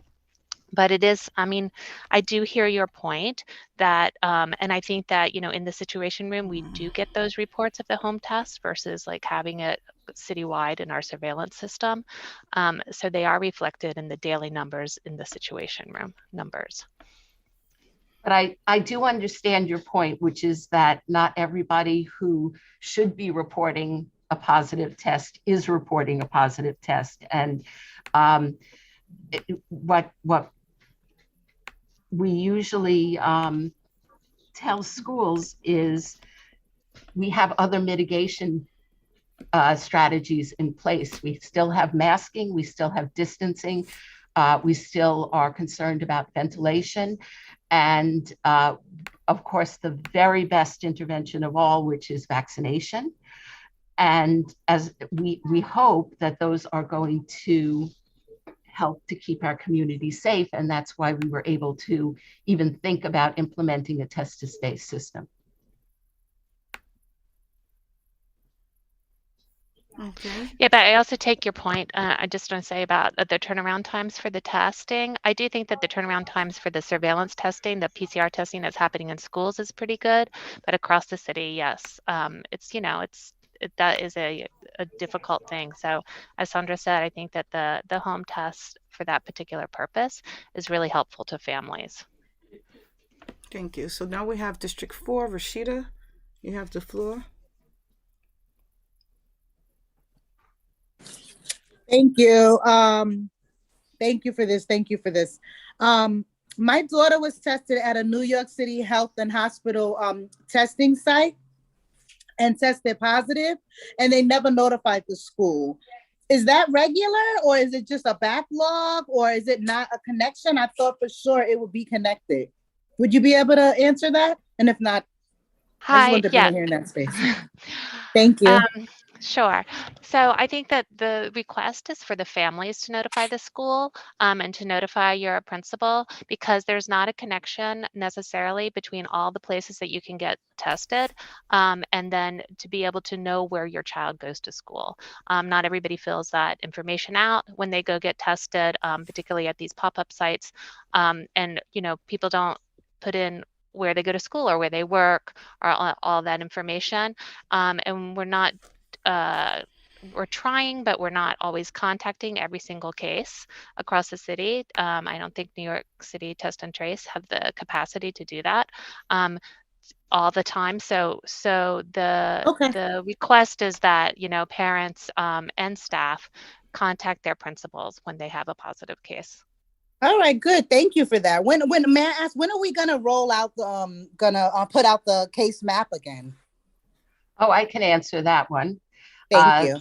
I'm expecting that we will be able to put the case map back out by the end of this week. The tech team is working on it.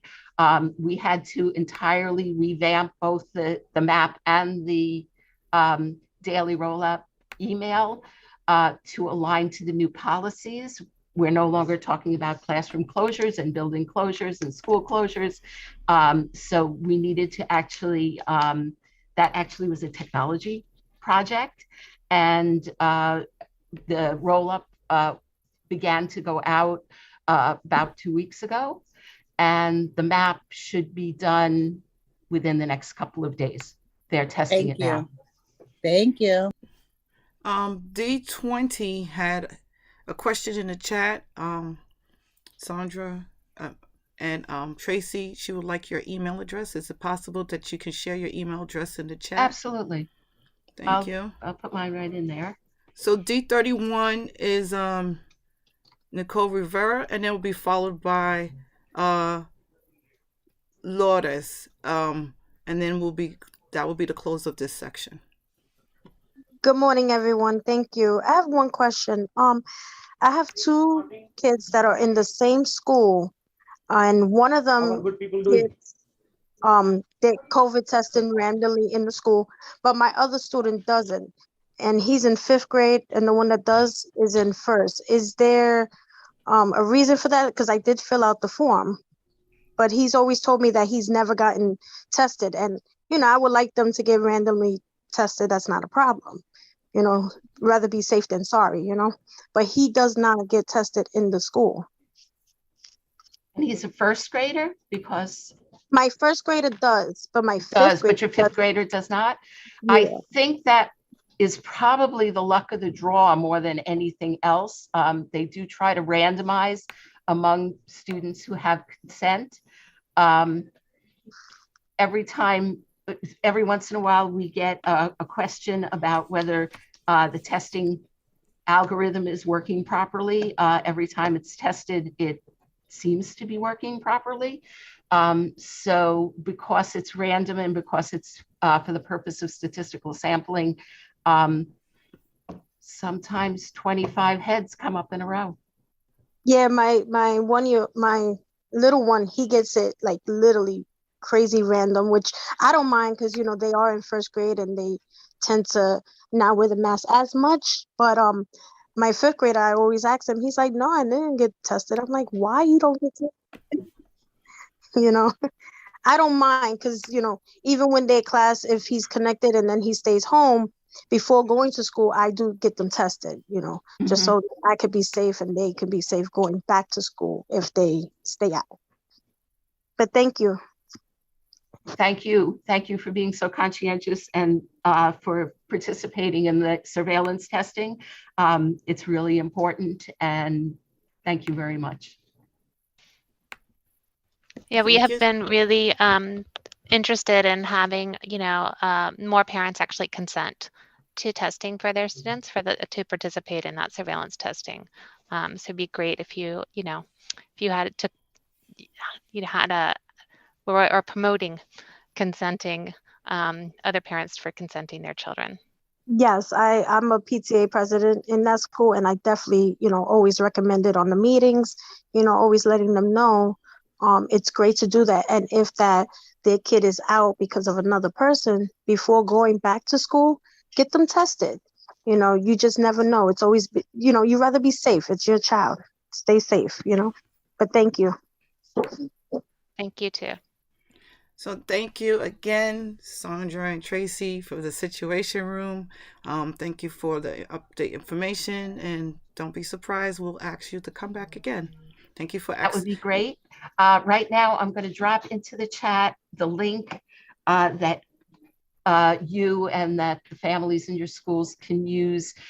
This is the school wellness policy around COVID, and it's updated continuously. So anybody who has questions should definitely go to that site. Thank you very much for inviting us. Thank you very much. So at this time, we're going to move over to, we have Miss Cherie Gibson. She is one of the Title I Committee of Practitioners to join us to give us updates from the state.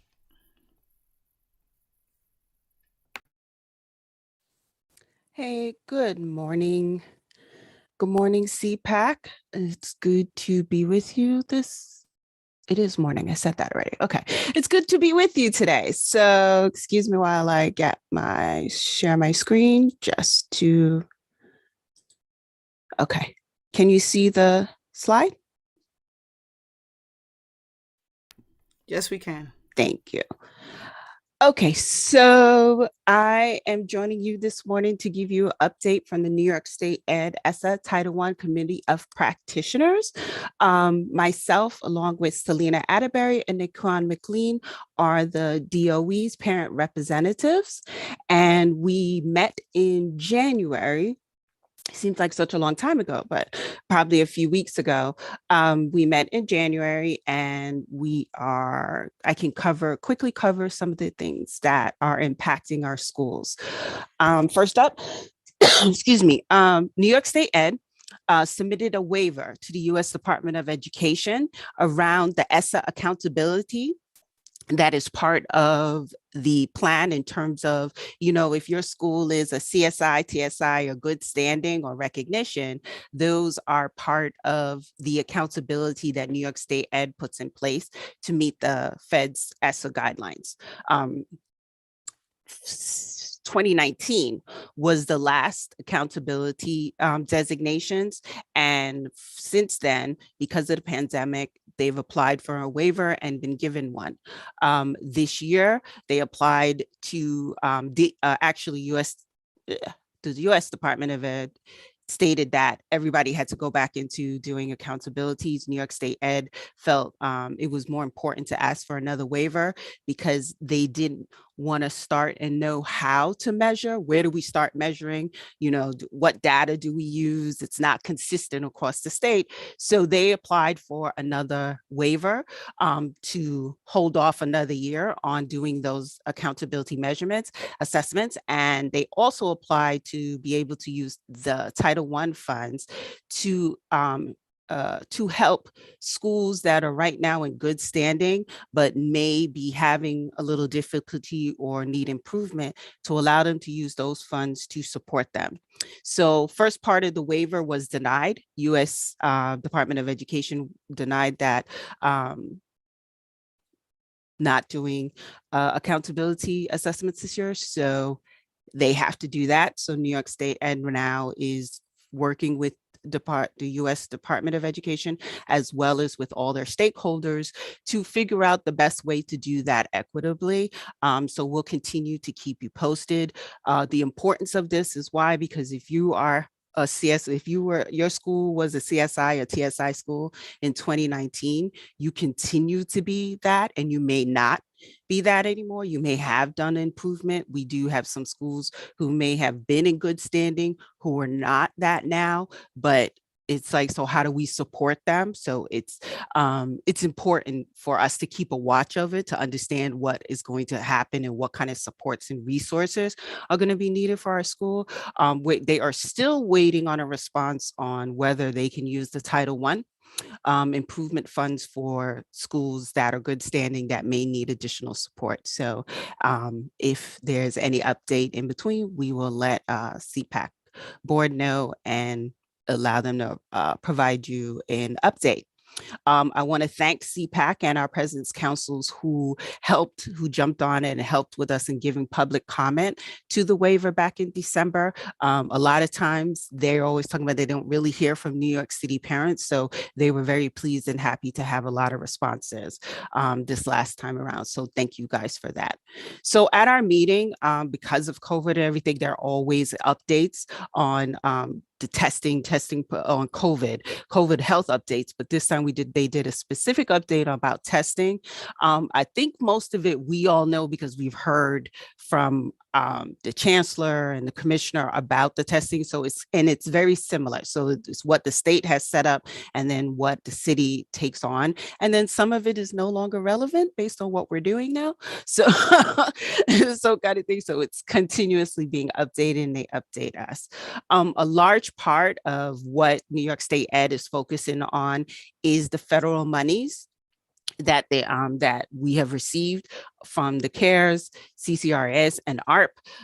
They are dealing with under each federal program that gave money for education, there are different restrictions, there are different grants and applications. So every district is applying where within each of them in terms of getting additional funding or getting money. A lot of the admins that are represented on the committee are talking about, some of them are facing what they call grant fatigue. Is like as soon as they finish one grant, several pages, they've got another one to apply to get. But it's what needs to be done. It's the levels and restrictions put in place to make sure that the funds are being distributed and there's accountability. So that's, and then the larger part, the rest of our meeting is group sharing and listening to what's happening around the state. A lot of what we share as parent leaders, what we're experiencing is the same across the state. A large part of what we're hearing is the two main things that we're hearing is the fatigue, teachers fatigue, administrators fatigue, and how overwhelming this year is.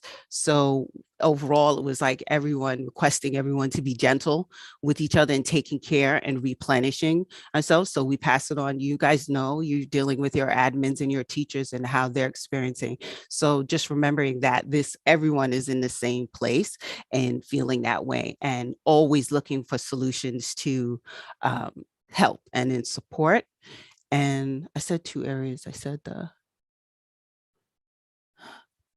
don't remember now.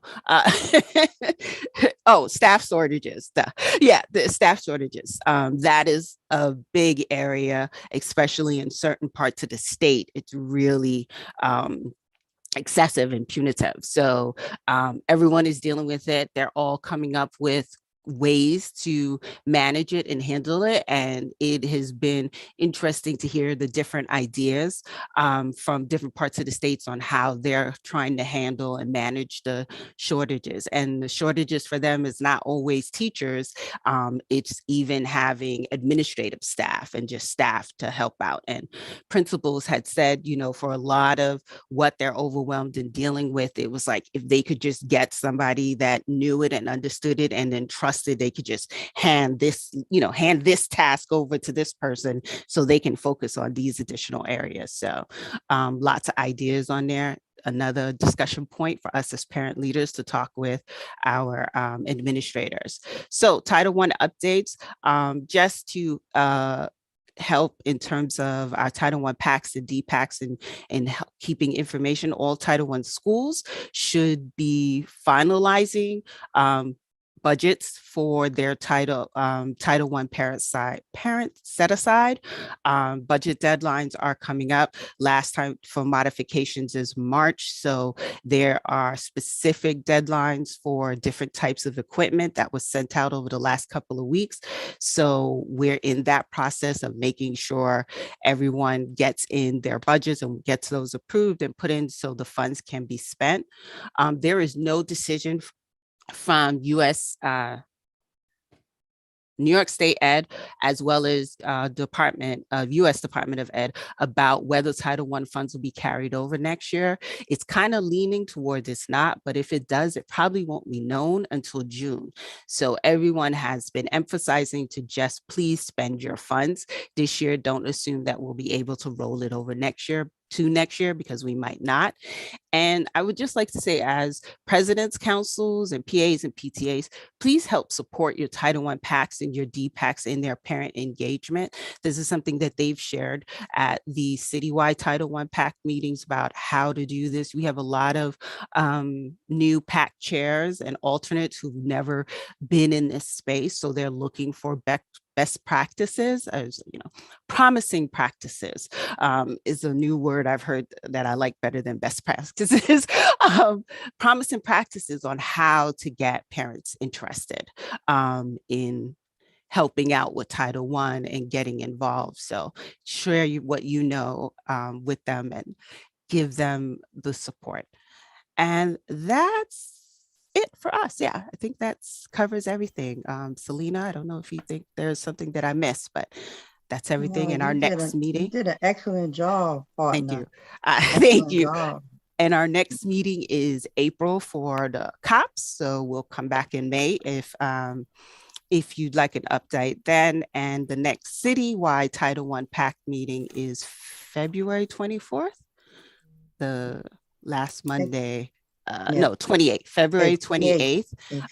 It is for the DPACs and everyone, not CPAC, Title I PAC chairs and alternates are invited as observers. So thank you for allowing me some space to be with you this morning to update you.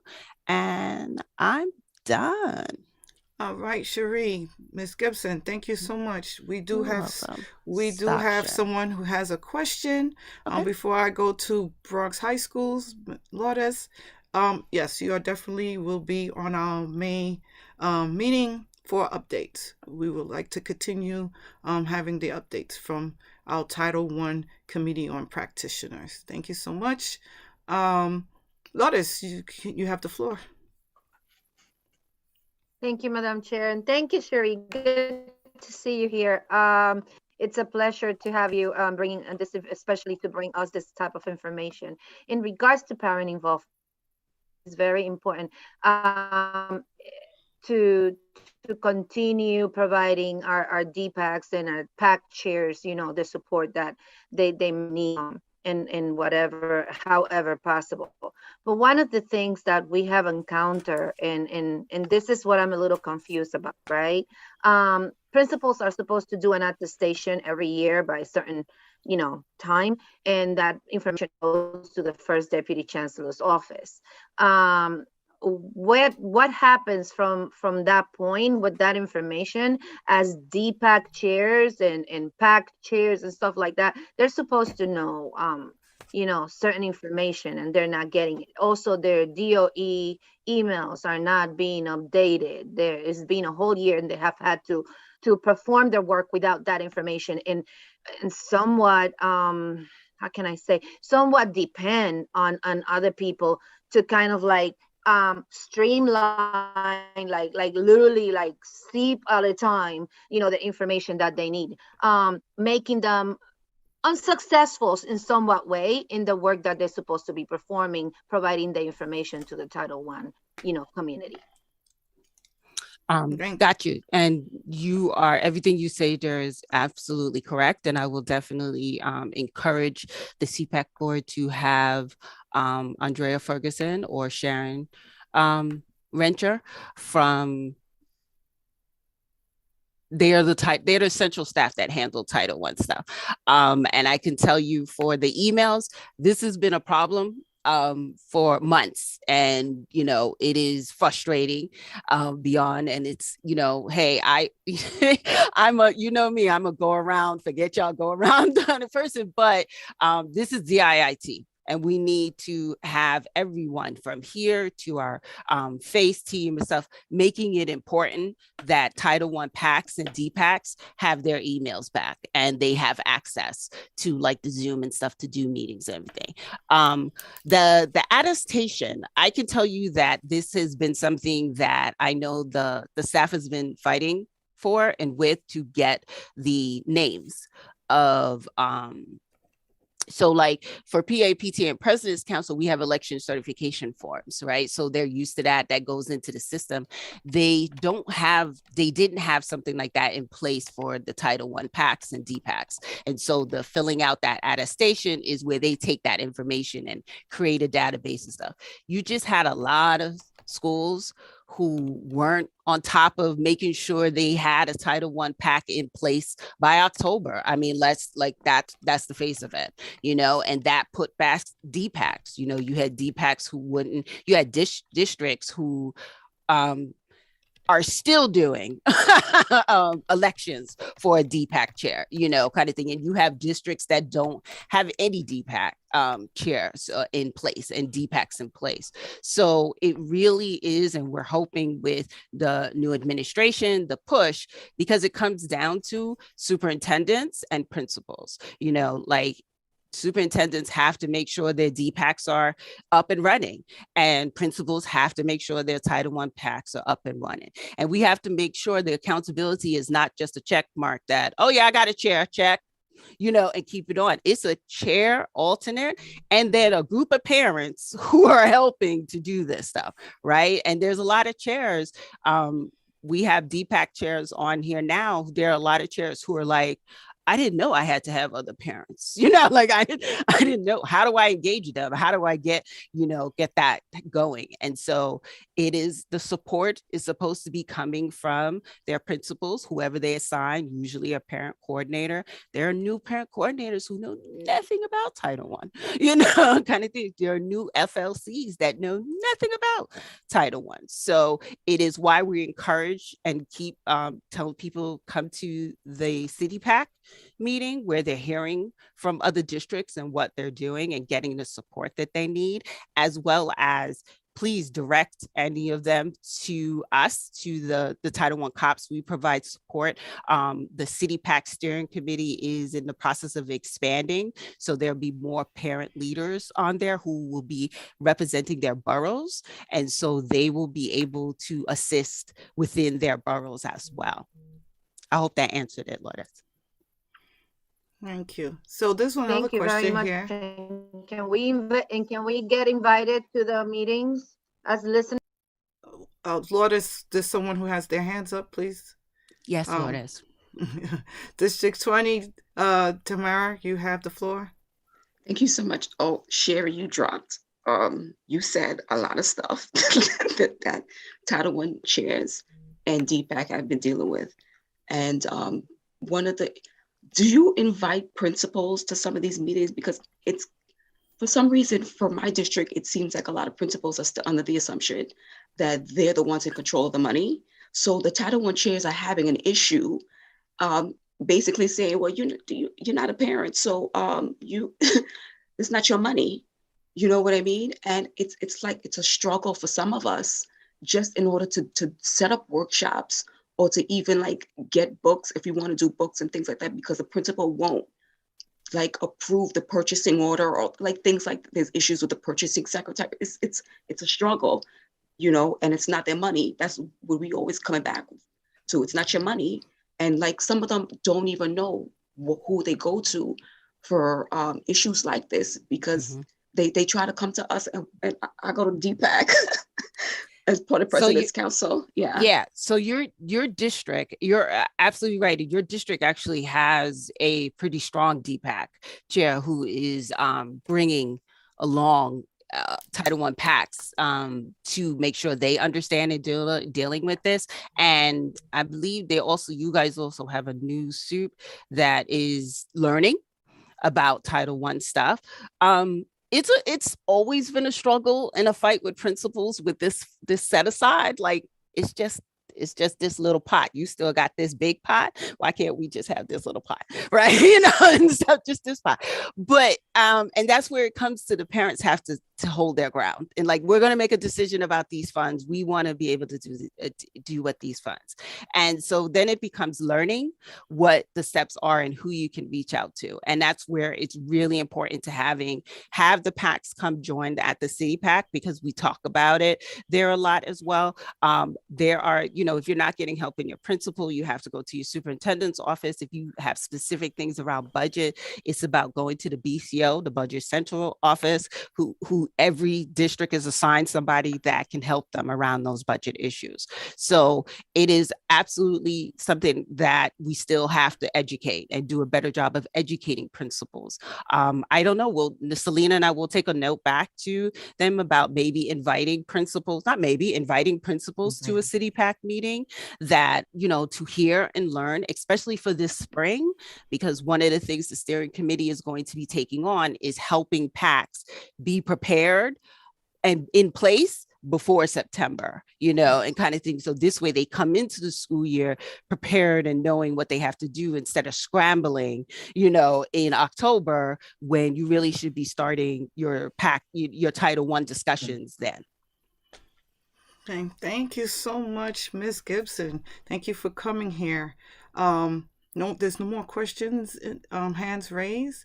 At this time, I also there's another consideration of Title I's and PACs. As a whole, it's a struggle to get parents to volunteer for various reasons.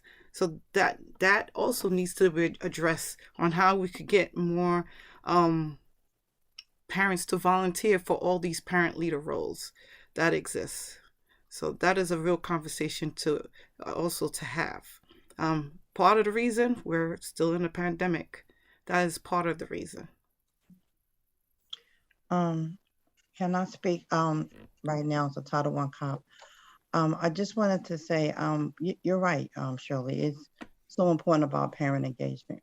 And one of the things we need to let parents know and feel like they valued, their voice is valued. So, and to let them know as parents, be involved because it's your child is the primary stakeholder. And you being a parent are supposed to be the one making that decisions and being part of the educational growth. So it's so important that you do be involved, whether it's with the PTA or the PAC, get involved in your school and your child's education. So we have to just let them realize that it's important and to let everybody know the PAC's supposed to be in every school, what is supposed to, the whole program of the PAC. So that's one of the things that we try to do is always be inclusive and I'm tired. I had a long meeting last night. I'm gonna finish for you. Not only to be inclusive, we need to be supportive and help one another. Yeah, thank you so much, Shirley. So we can get this done. No problem. And thank you for bringing that up. On this note, high schools are also supposed to be attending the DPACs. I had to throw that in, representing high schools. So on this note, we have addition to the agenda. But after Ms. Rueda is going to give a presentation of post-pandemic parent leadership, where are we now? After that, we'll have briefly 5 minutes with UFT Rob Robertson. So Ms. Rueda, you have the floor.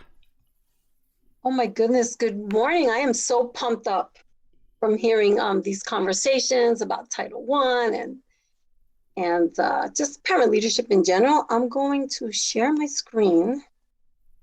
And Shirley, I'm going to need you to tell me if I have this correctly. Yes. Do you just see my screen? Yes, I do. All right, perfect. Just my slides. All right. So good morning, everyone. My name is Sonia Rueda. For those of you that don't know me, I've had the pleasure of working with many of you in different opportunities, in PDs that I've hosted in the past. And just a little bit about myself. I am a licensed social worker. I am the family leadership coordinator for District 28, but I've been around since Mayor Bloomberg. Right, so when this whole roles were created for parent coordinators, district parent representatives, I was part of that. So my title has changed throughout the years, but I pretty much, my work has not.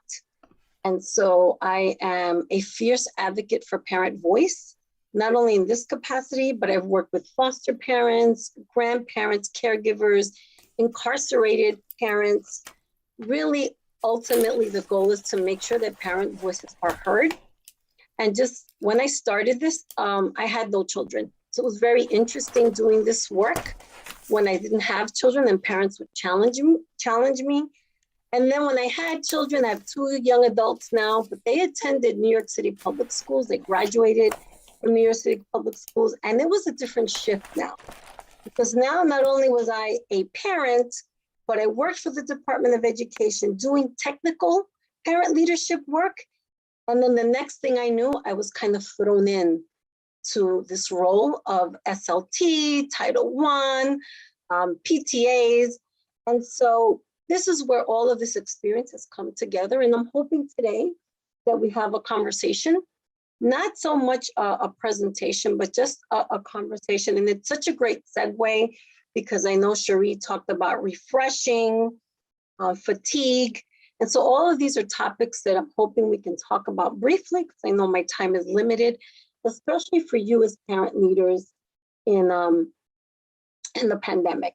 There's a lot of wealth of information in this space.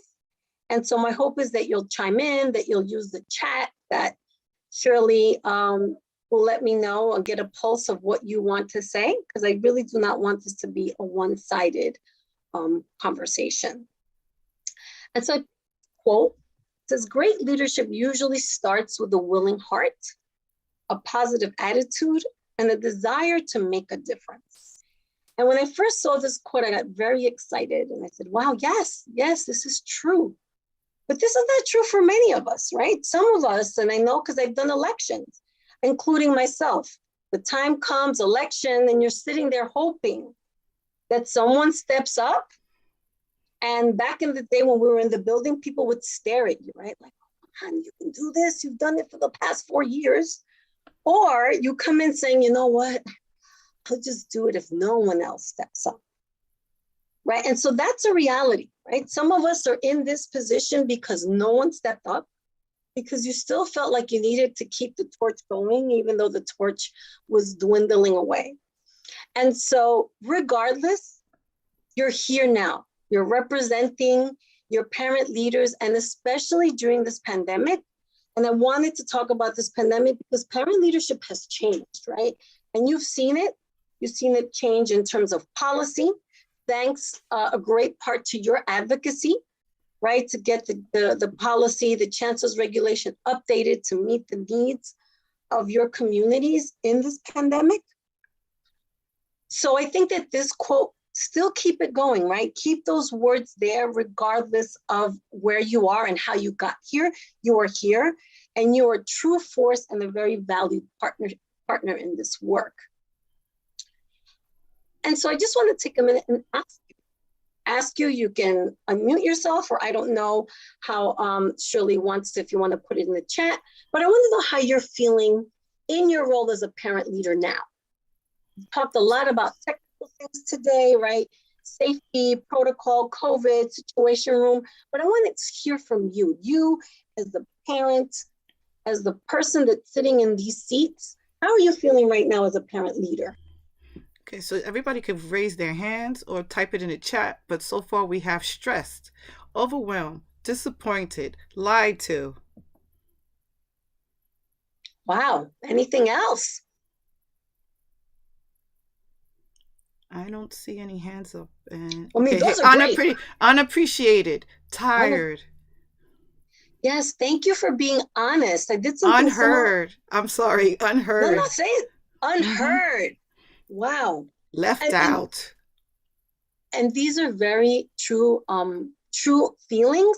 And so I do another workshop I was a licensed social worker that talks about feelings and behaviors. So be mindful, and you can take notes. Again, this is a conversation about how you're acting because of these feelings. How are you showing up to this work as a parent leader? So again, no one mentioned. Sorry, can I just share a few more? Sure, of course. Please do so. So burnt out, tired, but unwilling to stop, disrespected. Hold on, there's one more. Disrespected. I'm trying to scroll this computer. Unheard. Pushed aside. Tired, but refused to quit advocating. Overlooked. Hopeful. I think that's it. I think I covered everybody. Wow, that's heavy. That's heavy. That's heavy because you're parent volunteers. And I think I mentioned this, and this is why I always start the conversation of saying that I was a parent leader. Because when I wasn't a parent leader, people would say to me, oh, but you're getting paid for this. You don't know what this is like. And I did from a different lens. But when you're in there as a parent, right, your time that you can be spending somewhere else, you're sitting there doing this difficult work and not getting paid. These are heavy feelings to carry. And to still, as some of you are saying, I still want to continue to do this work. And so I wanted to share some thoughts, but I think you've shared a lot. This didn't come up today, but I've had some parents that say, you know, I'm excited. And it could be just in the moment, right? Excited today, not excited 2 hours from now. We heard stressed, we heard frustrated. Some of you said, you know, I'm frustrated and not heard, but I'm still encouraged to continue to do the work. Burnt out, confused. Just know that it's not always going to look or feel the same in any given moment, right? You're going to be feeling certain ways. You could be feeling good about one aspect of this work and hate another part of it. And those are feelings that you should always keep in mind. I've talked to some parent leaders that kind of brush it aside because, well, we don't want to talk about that because, no, fill in that blank. And more importantly, you can talk about it. And I think that's really one of the messages that I want to hit home. And so when we talk about where are you now at Parent Leaders, and by the way, thank you for sharing all of those thoughts. And I think those feelings need to be constantly at the forefront of your meetings, not to be Debbie Downers, but know how do we move forward from these feelings. But when you think about your role as a parent leader, I want you to, and you can share or take just a couple of notes, is how has the pandemic played a role for you at the school level, right? At the district level, and here in CPAC, because this for me is an honor to be able to talk to parents that are doing this across the board, right? I've used to working with parents at the school level, at the district level, across the city, but you are really the ones that are wearing these multiple hats. So you're constantly having to unite the roles and yet fragment them. So I'd like to hear from some of you. Is there one that you feel is better than the other? Someone says busy in the chat. Oh, very busy. Okay, well, we got our hands up. District 32, Jazzy, you have the floor. Thank you. I think that how the pandemic played a role for me was I went into survivor mode, not for myself, but for the other parent leaders and like the parents in my school. So in every level, I knew that in my passion and my role was to teach. And so even though I understood how to use the iPad and how to use Pupil Path and how to use all of the school gadgets and applications, I knew that I had to make meetings or workshops in regards to how to utilize those things and be in the school building and host like clinics, like they don't know how to get on the iPad. So I'll be in the school, just come bring me an iPad and we'll work it out together. So for me, I turned into a survivor, but not for myself, just for my community and my schools. And thank you for sharing that. We have 2 comments in the chat. If you want me to Sure, wait. just give me a second because I just want to make a quick comment to that. In terms of that survivor mode, I saw that happen with many parent leaders. And I think the key thing here, which is what I want to come back to, is that phrase that said, not for myself, right? As parents, we do things not for ourselves, for our children. Maybe in other capacities in your life, as a friend, as a sister, caregiver, right? Especially during COVID, we dealt with a lot of loss and sick family members. And many of us went into survivor mode, but the key thing there is not for ourselves. And so what I'm going to challenge you is to come back to yourself, because you cannot give what you do not have. And oftentimes we give because we think we still have gas, and they're like, oops, the gas tank is empty, and that's when you kind of may crash or feel burnt out. So thank you for sharing that, Ms. Rivera. Yeah, Shirley. So one individual, it says it's really brought to light many issues that parents have been saying are issues. And then someone said at the school level, I continue to stay involved. But in the district level, I became much more busy and became a stronger advocate. Great. And yeah, busy is going to it's not going to stop. It's not going to stop. You are always going to be busy, but being able to see what you're doing, your involvement at all of these levels and knowing how to juggle that is so key. And so I think the other part is you want to always be mindful of what ways has this pandemic played a role. Have you addressed them or not? And again, you don't have to necessarily answer that here today. But as I mentioned before, a lot of this stuff may not be new to you. Some of the things I'm saying here may not be new to you, but it could be very deep down in your list of things to do because you have so many things. So this is a time to refresh, I think, as Cherie mentioned earlier, right? Replenish, or at least see what the stem of some of this fatigue is. And yet, with all of this work and this busyness, there's still expectations of you as parent leaders, right? We can't get away from that. As my role as a family leadership coordinator, part of what I do, or a big part of my role, is to support you parent leaders. And the approach that I have here is the approach, and many of you can vouch for that, is I want to know, how are you doing? Because these expectations can be a lot, right? And so you have a lot of logistics, which I will not mention, because you already know, the meetings, the planning, but your work really goes beyond 24/7, especially at this level. So what are some of the areas of focus that, again, if not for you, you are the ones that are guiding and supporting other parent leaders. So you want to make sure that you keep them focused on reviewing the goals. Like, oftentimes we forget what our goals are. Like, why are we doing this? Or if you're burnt out, as many of you said, you feel unheard, that affects your morale. And guess what? It affects the morale of your team and your membership. So let's go back to see, what are our goals? Let's review them. We need to focus on the remainder of the school year. And guess what? The school year is almost over.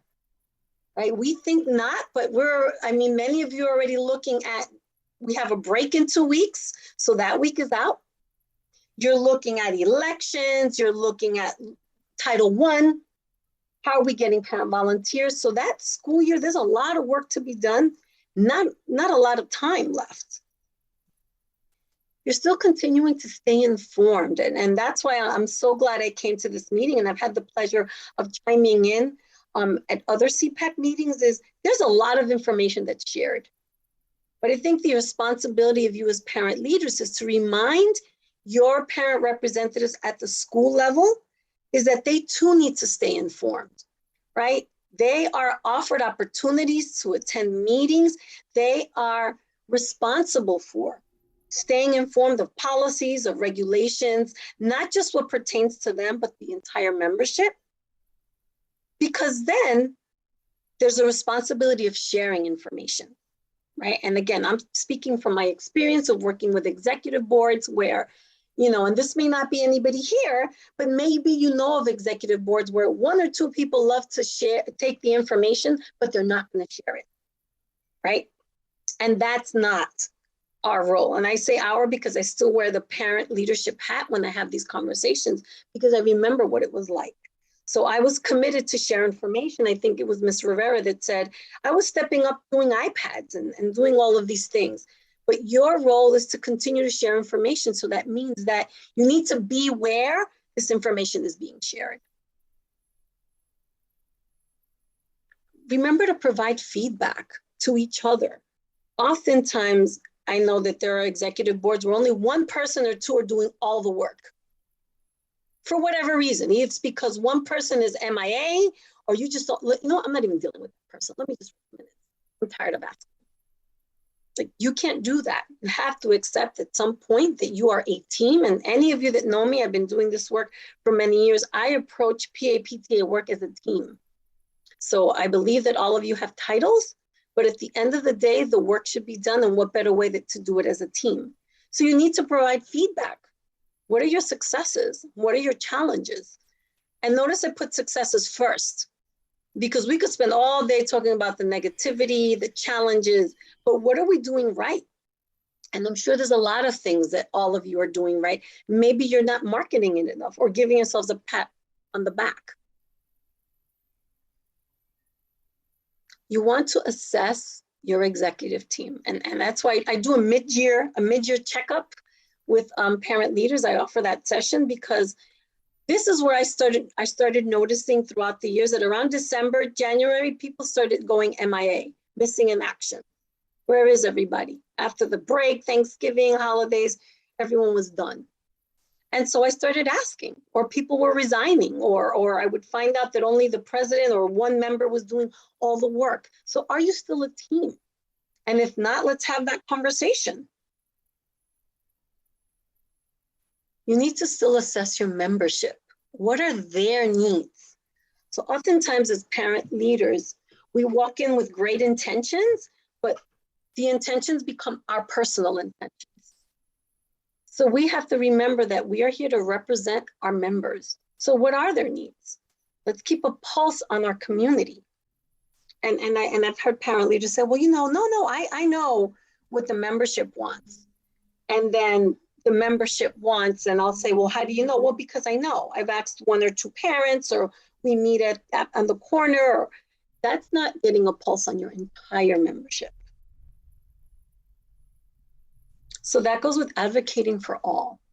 And I think now this time during the pandemic, this has become very challenging because a lot of the topics are polarizing, right? You can be sitting on an executive board, you know what the policies and the regulations are, and you don't necessarily agree with them. I think a parent mentioned at the beginning, and I thought that was a very great point to bring up is, what about parent leaders that are not vaccinated?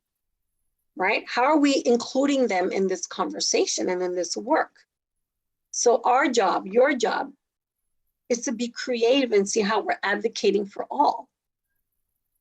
And I'm going to stop in a minute because I want to hear some feedback, some comments.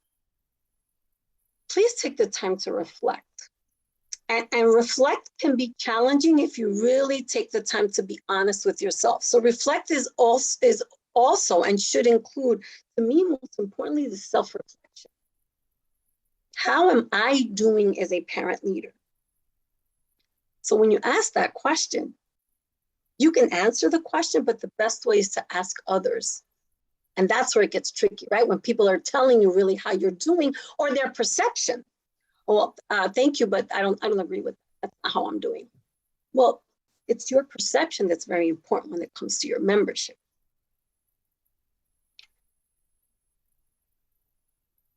So now what? So I'm going to stop for a minute. I want to hear your thoughts, any comments about some of the things that I've said here in terms of area of hope, focus. Have you done this? Food for thought, are you going to bring it back? Have you struggled with any of these? Talk to me. I don't see anything in the chat or hands up. Okay. So I'll continue. Oh, there's a hands up. District 24, Maddie, you have the floor. Hi, how are you? Sonia, you're giving us a lot of chunks of great information. I think a lot of us really feel, I mean, everybody said it, tired, exhausted, overwhelmed, disheartened. But thank you for the information that you've given. One of the things that is really tough for me is kind of stepping back and saying, you know what, I cannot do this.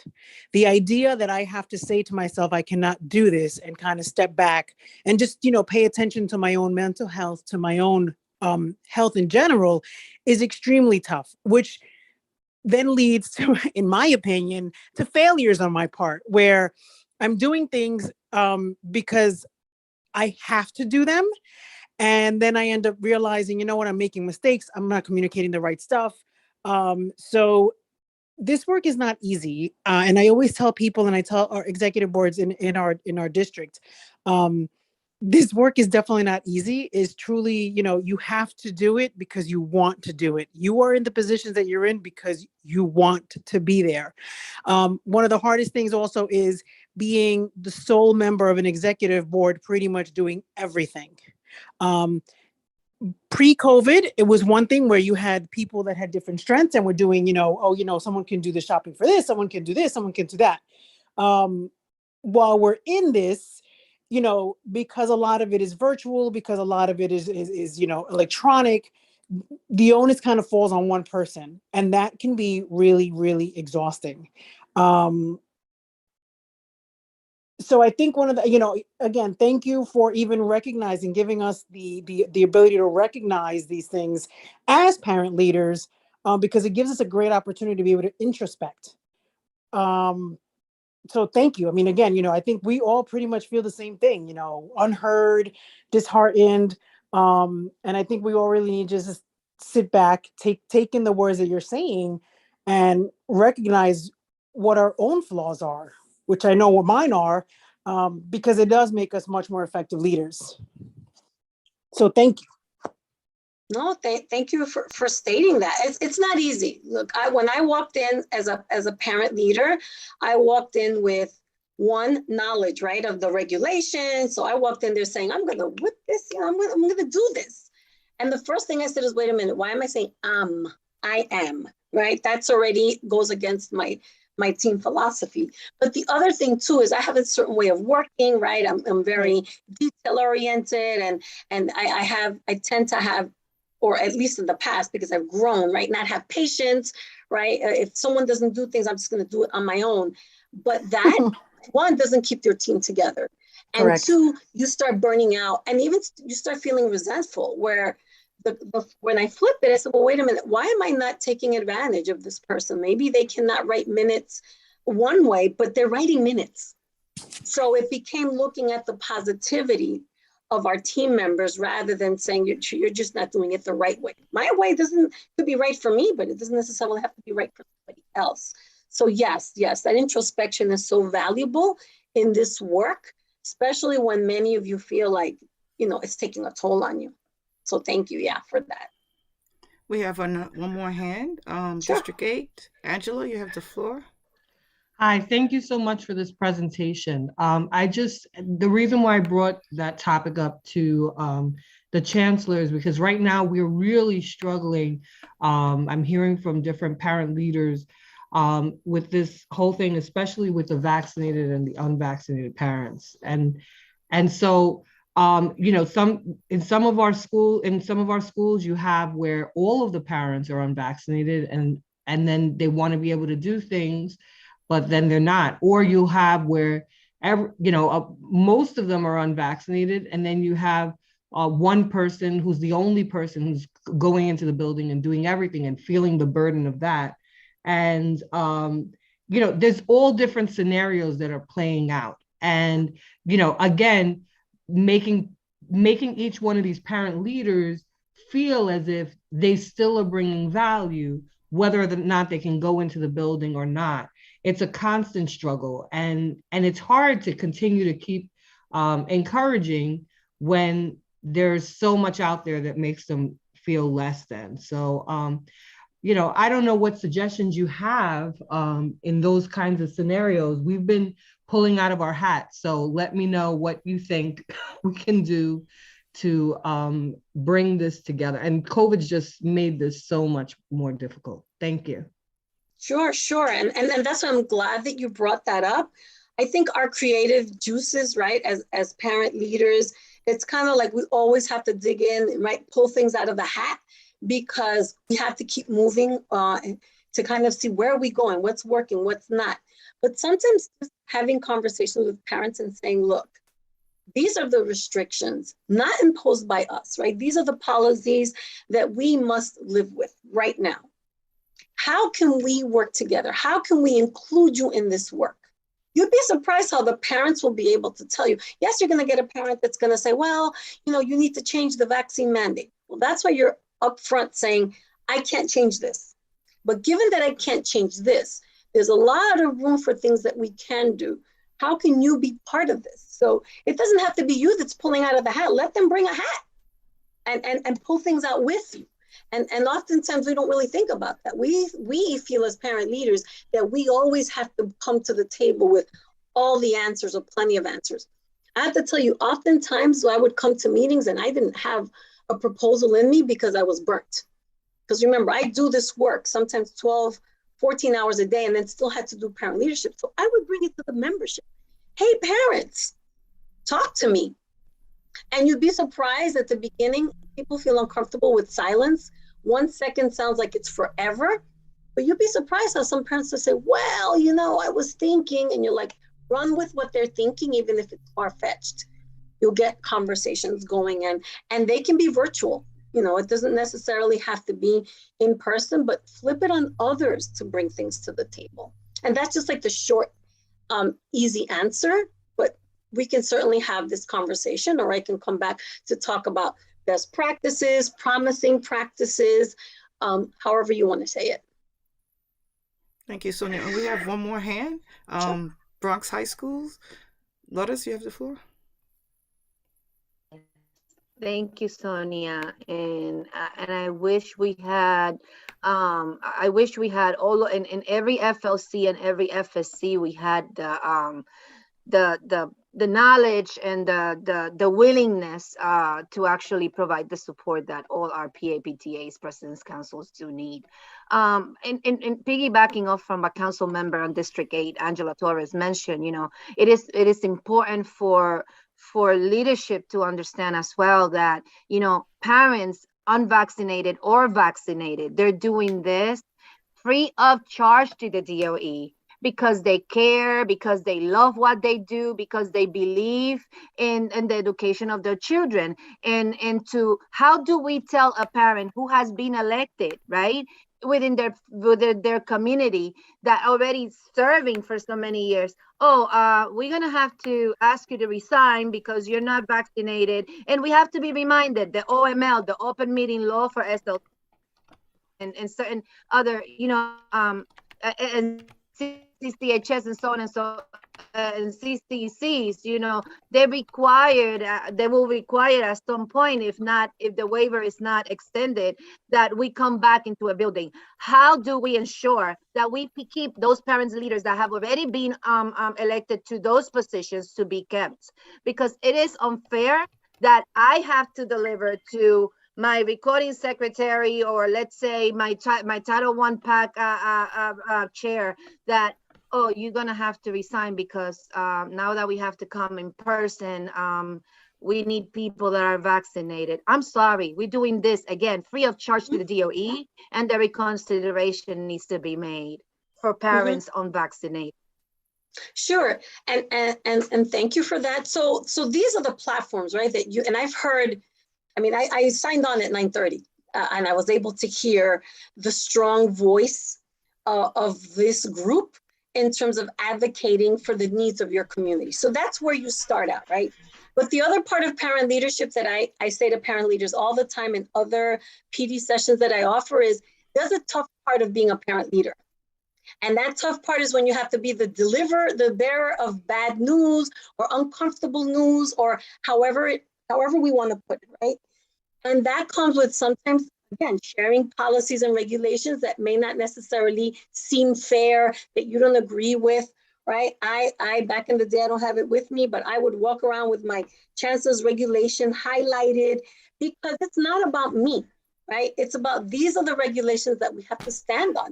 And be honest with your parent. I don't agree with all of this. There is a possibility that you may have to resign if this changes, right? Because you have to be honest, and we'll go to that in that next slide. However, in the meantime, how are we making this work, and the value of your participation, and I mean you all parents, right?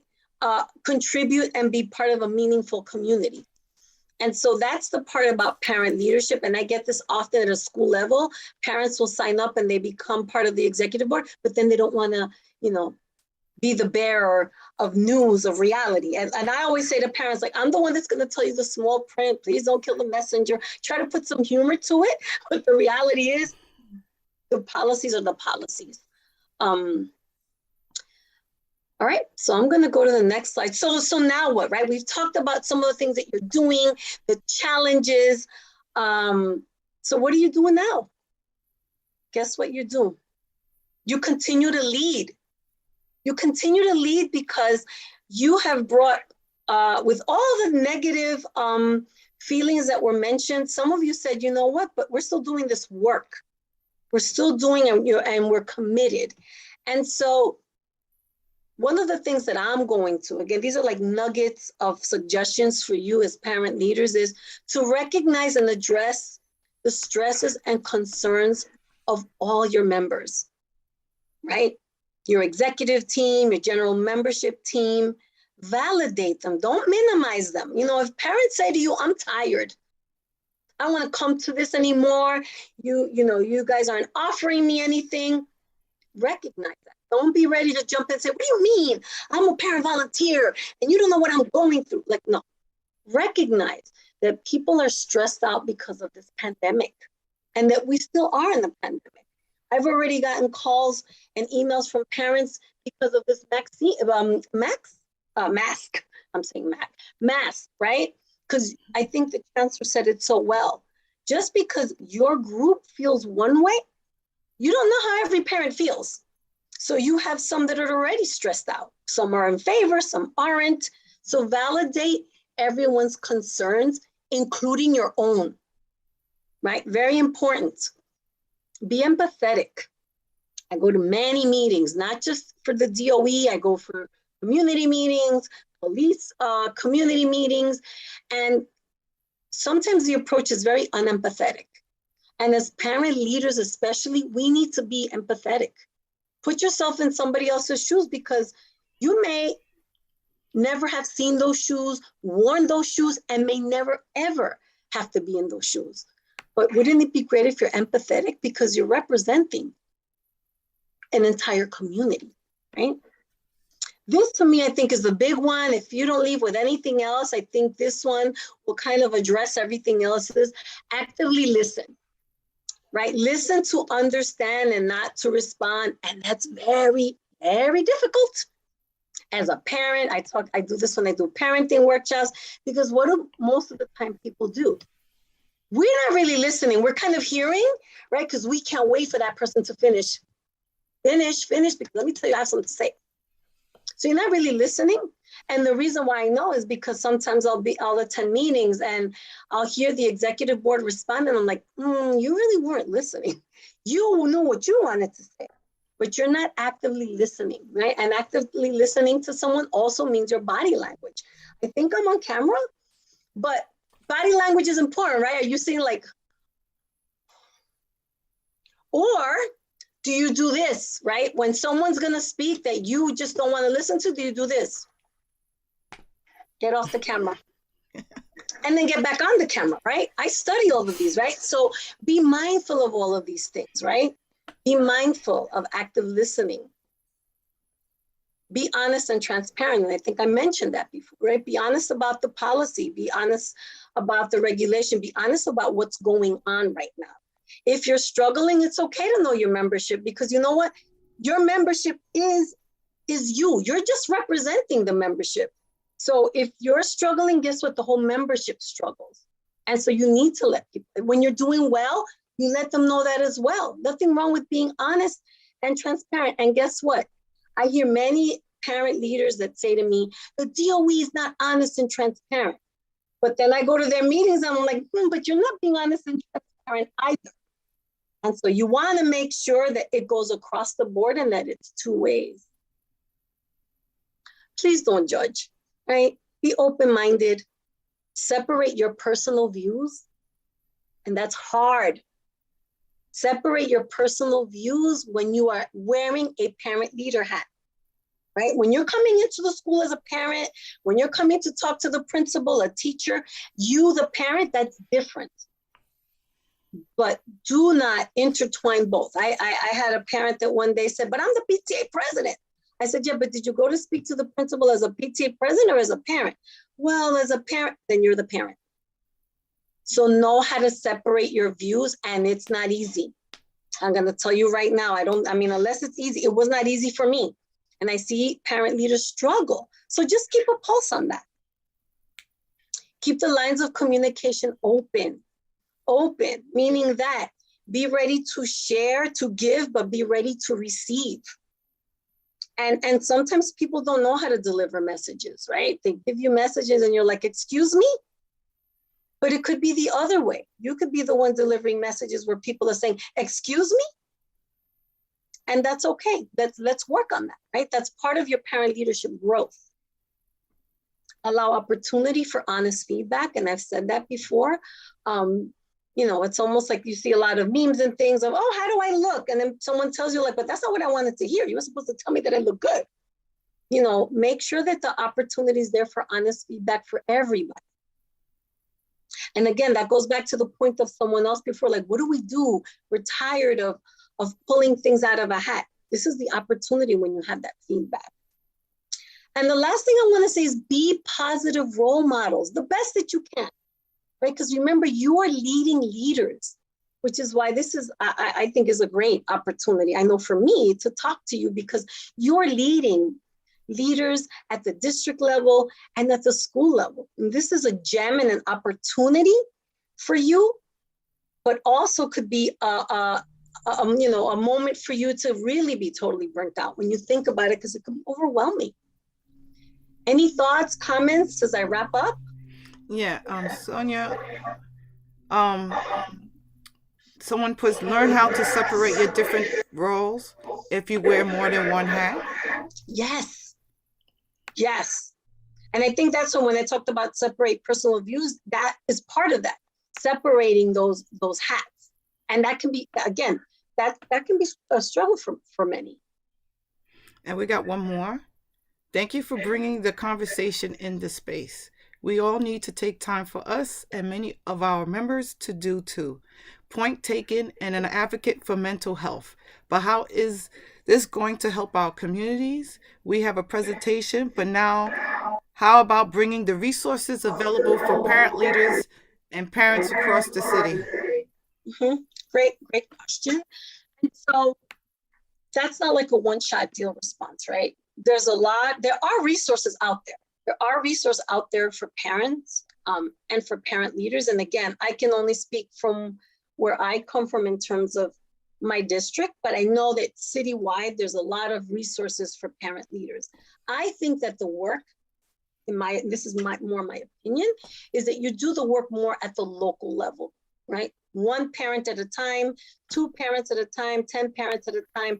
That's how you really start getting parents interested, because I think oftentimes we think of, oh, well, you know, how come 500 parents aren't showing up? Well, I think for you to get 500 parents, it's only when it's a child's like graduation, right? A play, things like that. This work, parents know, like, I don't want to come to that because that means there's work. And so the challenge here for you as parent leaders is not only the resources, but letting parents know the value of this work. And it's hard when you're burnt out and you're trying to tell a parent, this is really important work, but I'm burnt out, I'm trying to throw in the towel, right? I think that's kind of a starting point. And again, this is like a very short, condensed conversation, but these are things that I'd love to come back, or in different spaces, we could have that of, okay, now how do we bring this to the community? How do we connect those resources, but still connect that mental health component for parents, right? Because we talk a lot about our children, but what about for parents and parent leaders?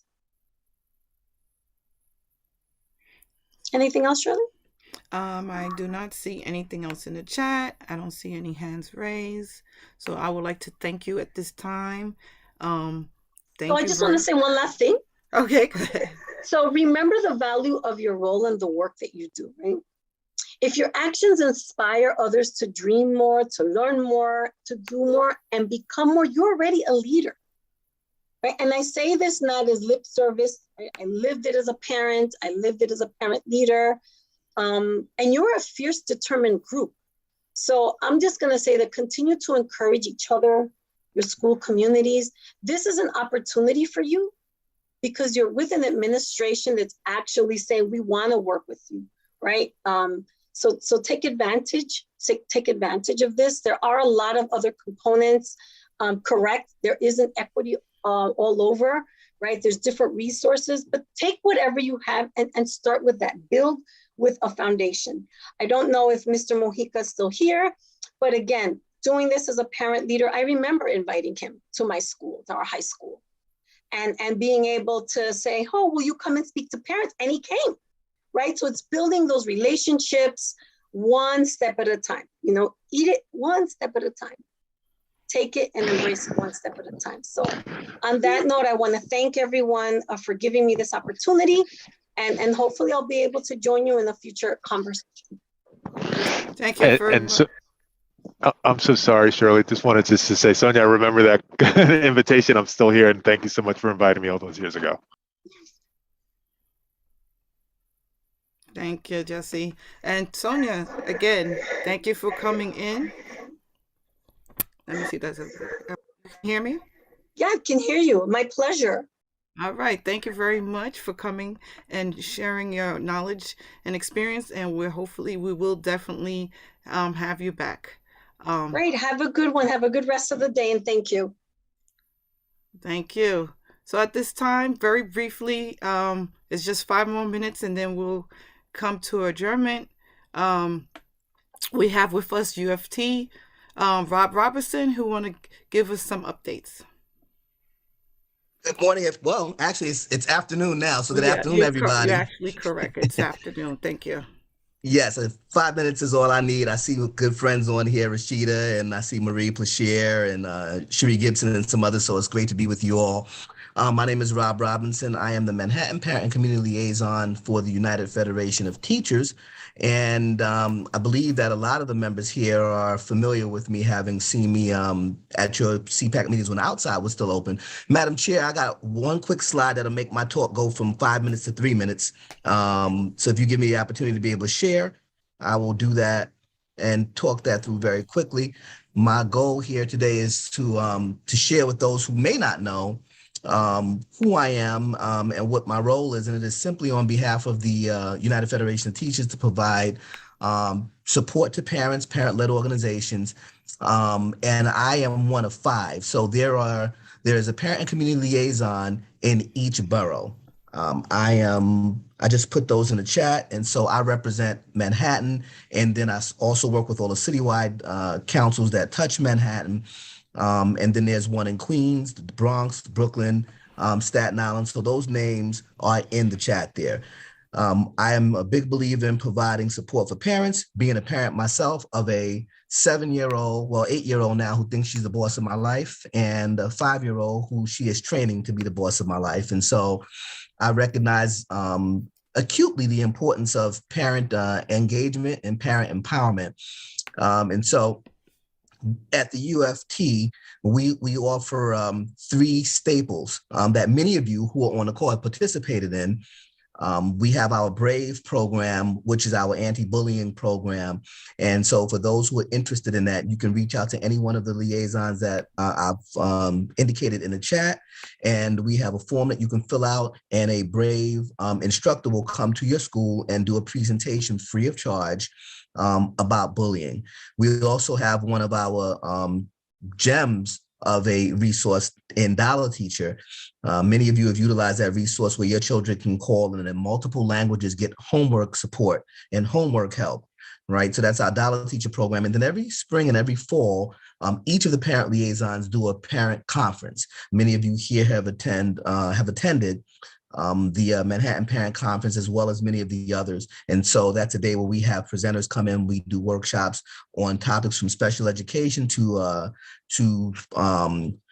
workshops for parents who are looking to relax, relate, and release, as I like to say. And so those are our 3 main offerings. And then each of the liaisons themselves offer specialized trainings and offerings based on the needs of their boroughs, right? And so I've developed a number of different trainings that, again, many of you have participated in to directly support parents. I am what's referred to as a professional registered parliamentarian, which is the highest credential that you can get in the parliamentary world. And one of the things I've found is that many parent-led organizations need support in how to run effective meetings and good meeting governance, right? I know as a parent, I don't have time for a 3-hour meeting. I want the meeting to be an hour, hour and a half. We get in, we get out, we get the work done.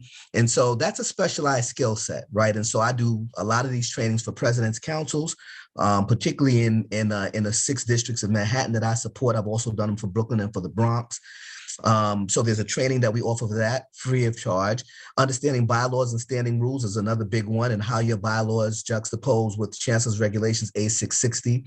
And so I do a lot of training. Just did one for 2 PTAs in District 2 on bylaws and standing rules and how those can help your meetings run efficiently. The best practices for school leadership teams is a big one. A lot of times school leadership teams are run by the principal. School leadership teams should not be run by the principal. School leadership teams should be run by the parents. And so oftentimes the principals will stack the SLT with teachers, and they will rubber stamp the CEP and the school budget. And parents don't really understand the power that they have in school leadership teams. And so I do a training on that one. Understanding school budgets and the comprehensive education plan is a completely different program, completely different skill set. And so every year at our parent conference, I offer a workshop on understanding school budgets. And the fact that you don't have to rubber stamp the comprehensive education plan, you have engagement in that. I heard some people talking about the Title I piece and how those monies are supposed to go. I just started doing a training for that too. That's a big one for special education parents. I was a teacher for 5 years and taught general and special education. So that's very, very personal to me in elementary education in Community School District 16. And there's strategies for parents for that engagement hour. The DOE says that every week there's an hour that's a parent engagement hour, and that hour should be utilized, right? And so I talk about different strategies for how to maximize that time frame for parents. And so in the chat, you'll find my contact information, the contact information for my colleagues. Reach out to us and we can talk with you about different ways that we support parent groups. We have a great relationship with CPAC across over many, many years. And we value the relationship between the UFT and parent-led organizations in the Department of Education. So looking forward to hearing from many of you and talking with you on these meetings. And when outside opens back up, have another opportunity to do a training for CPAC. In the past administration, they came in every year to UFT, and I did a training on good meeting governance for the chairs and for the officers in running efficient meetings. And I've actually made that same offer again to your co-chairs, and hopefully we can do something like that in the next couple of weeks or months. Thank you, Madam Chair, for accommodating me, allowing me to bring greetings, and I look forward to supporting you all in the future. Thank you. You so much. It's always a pleasure to have the UFT on the platform. At this time, anybody has any questions for Rob Robinson? Well, if you do, you can reach out to your borough representative, which he did place it in the chat. You could take a screenshot of it. And at this time, would anybody would like to make the motion? I see. I make a motion to adjourn the meeting, Ben. The two raised hands, four raised hands. Okay. Yeah, that's they You want to have end a the few- meeting. yeah. Yes, Yes, I please see. raise your hands. Okay, so Francis. Francis. I second that. Thank you so much. So the time is now 12:30 p.m. We ended right on time. Thank you for all for joining us. We thank for those who are on our live stream, and have a good day and the rest of the week, and enjoy your weekend. Thank you again. Our meeting is adjourned. Take care, everybody. Thank you. Blessings Talk to you to soon, all. Rashid. I owe you. Thank you, everyone. Have a good one. Peace. Have a good day, everyone. Take